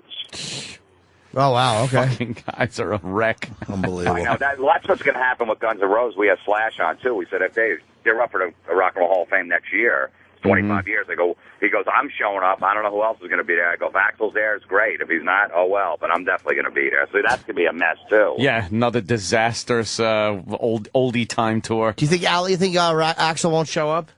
He's not showing up. No way will he Not even a chance. Nope. All right. Each other. All right, Jim. The big gig is Friday, October 22nd, the TLA Theater in Philly. Tickets at Live Nation. And are you around next week? Maybe you come in to pump it up a little bit. No, I'm on this tour till the 21st. I take a red eye back and do the gig, so I can't come in. All right, we got to okay. Got to make sure we have a full house for Jimmy in Philly there. TLA Theater, Friday, October 22nd. I'll come in before November 2nd because they're doing a roast of me at Comics. Yeah, we'll talk about that after the Philly gig, and we'll pump that up for you. November 2nd, the roast of Florentine. If you're here in New York and you can't get to Philly, a lot of good comedians on that. Yeah. All right, Jim. Hey, thanks, man. All right, bro. We'll see you soon, man. Have fun on the tour. All right, thanks. Yeah, bye, buddy. Right on, Jim Florentine. It's fucking tough gigs, man. Great. Tough fucking gigs. Oh, man. Beers flying. The thought of that is like something I can't even imagine having to be in that situation. Slayer, yeah, doing some time before Slayer with beers flying. Oh, tragic. Don't fucking get it. Opie and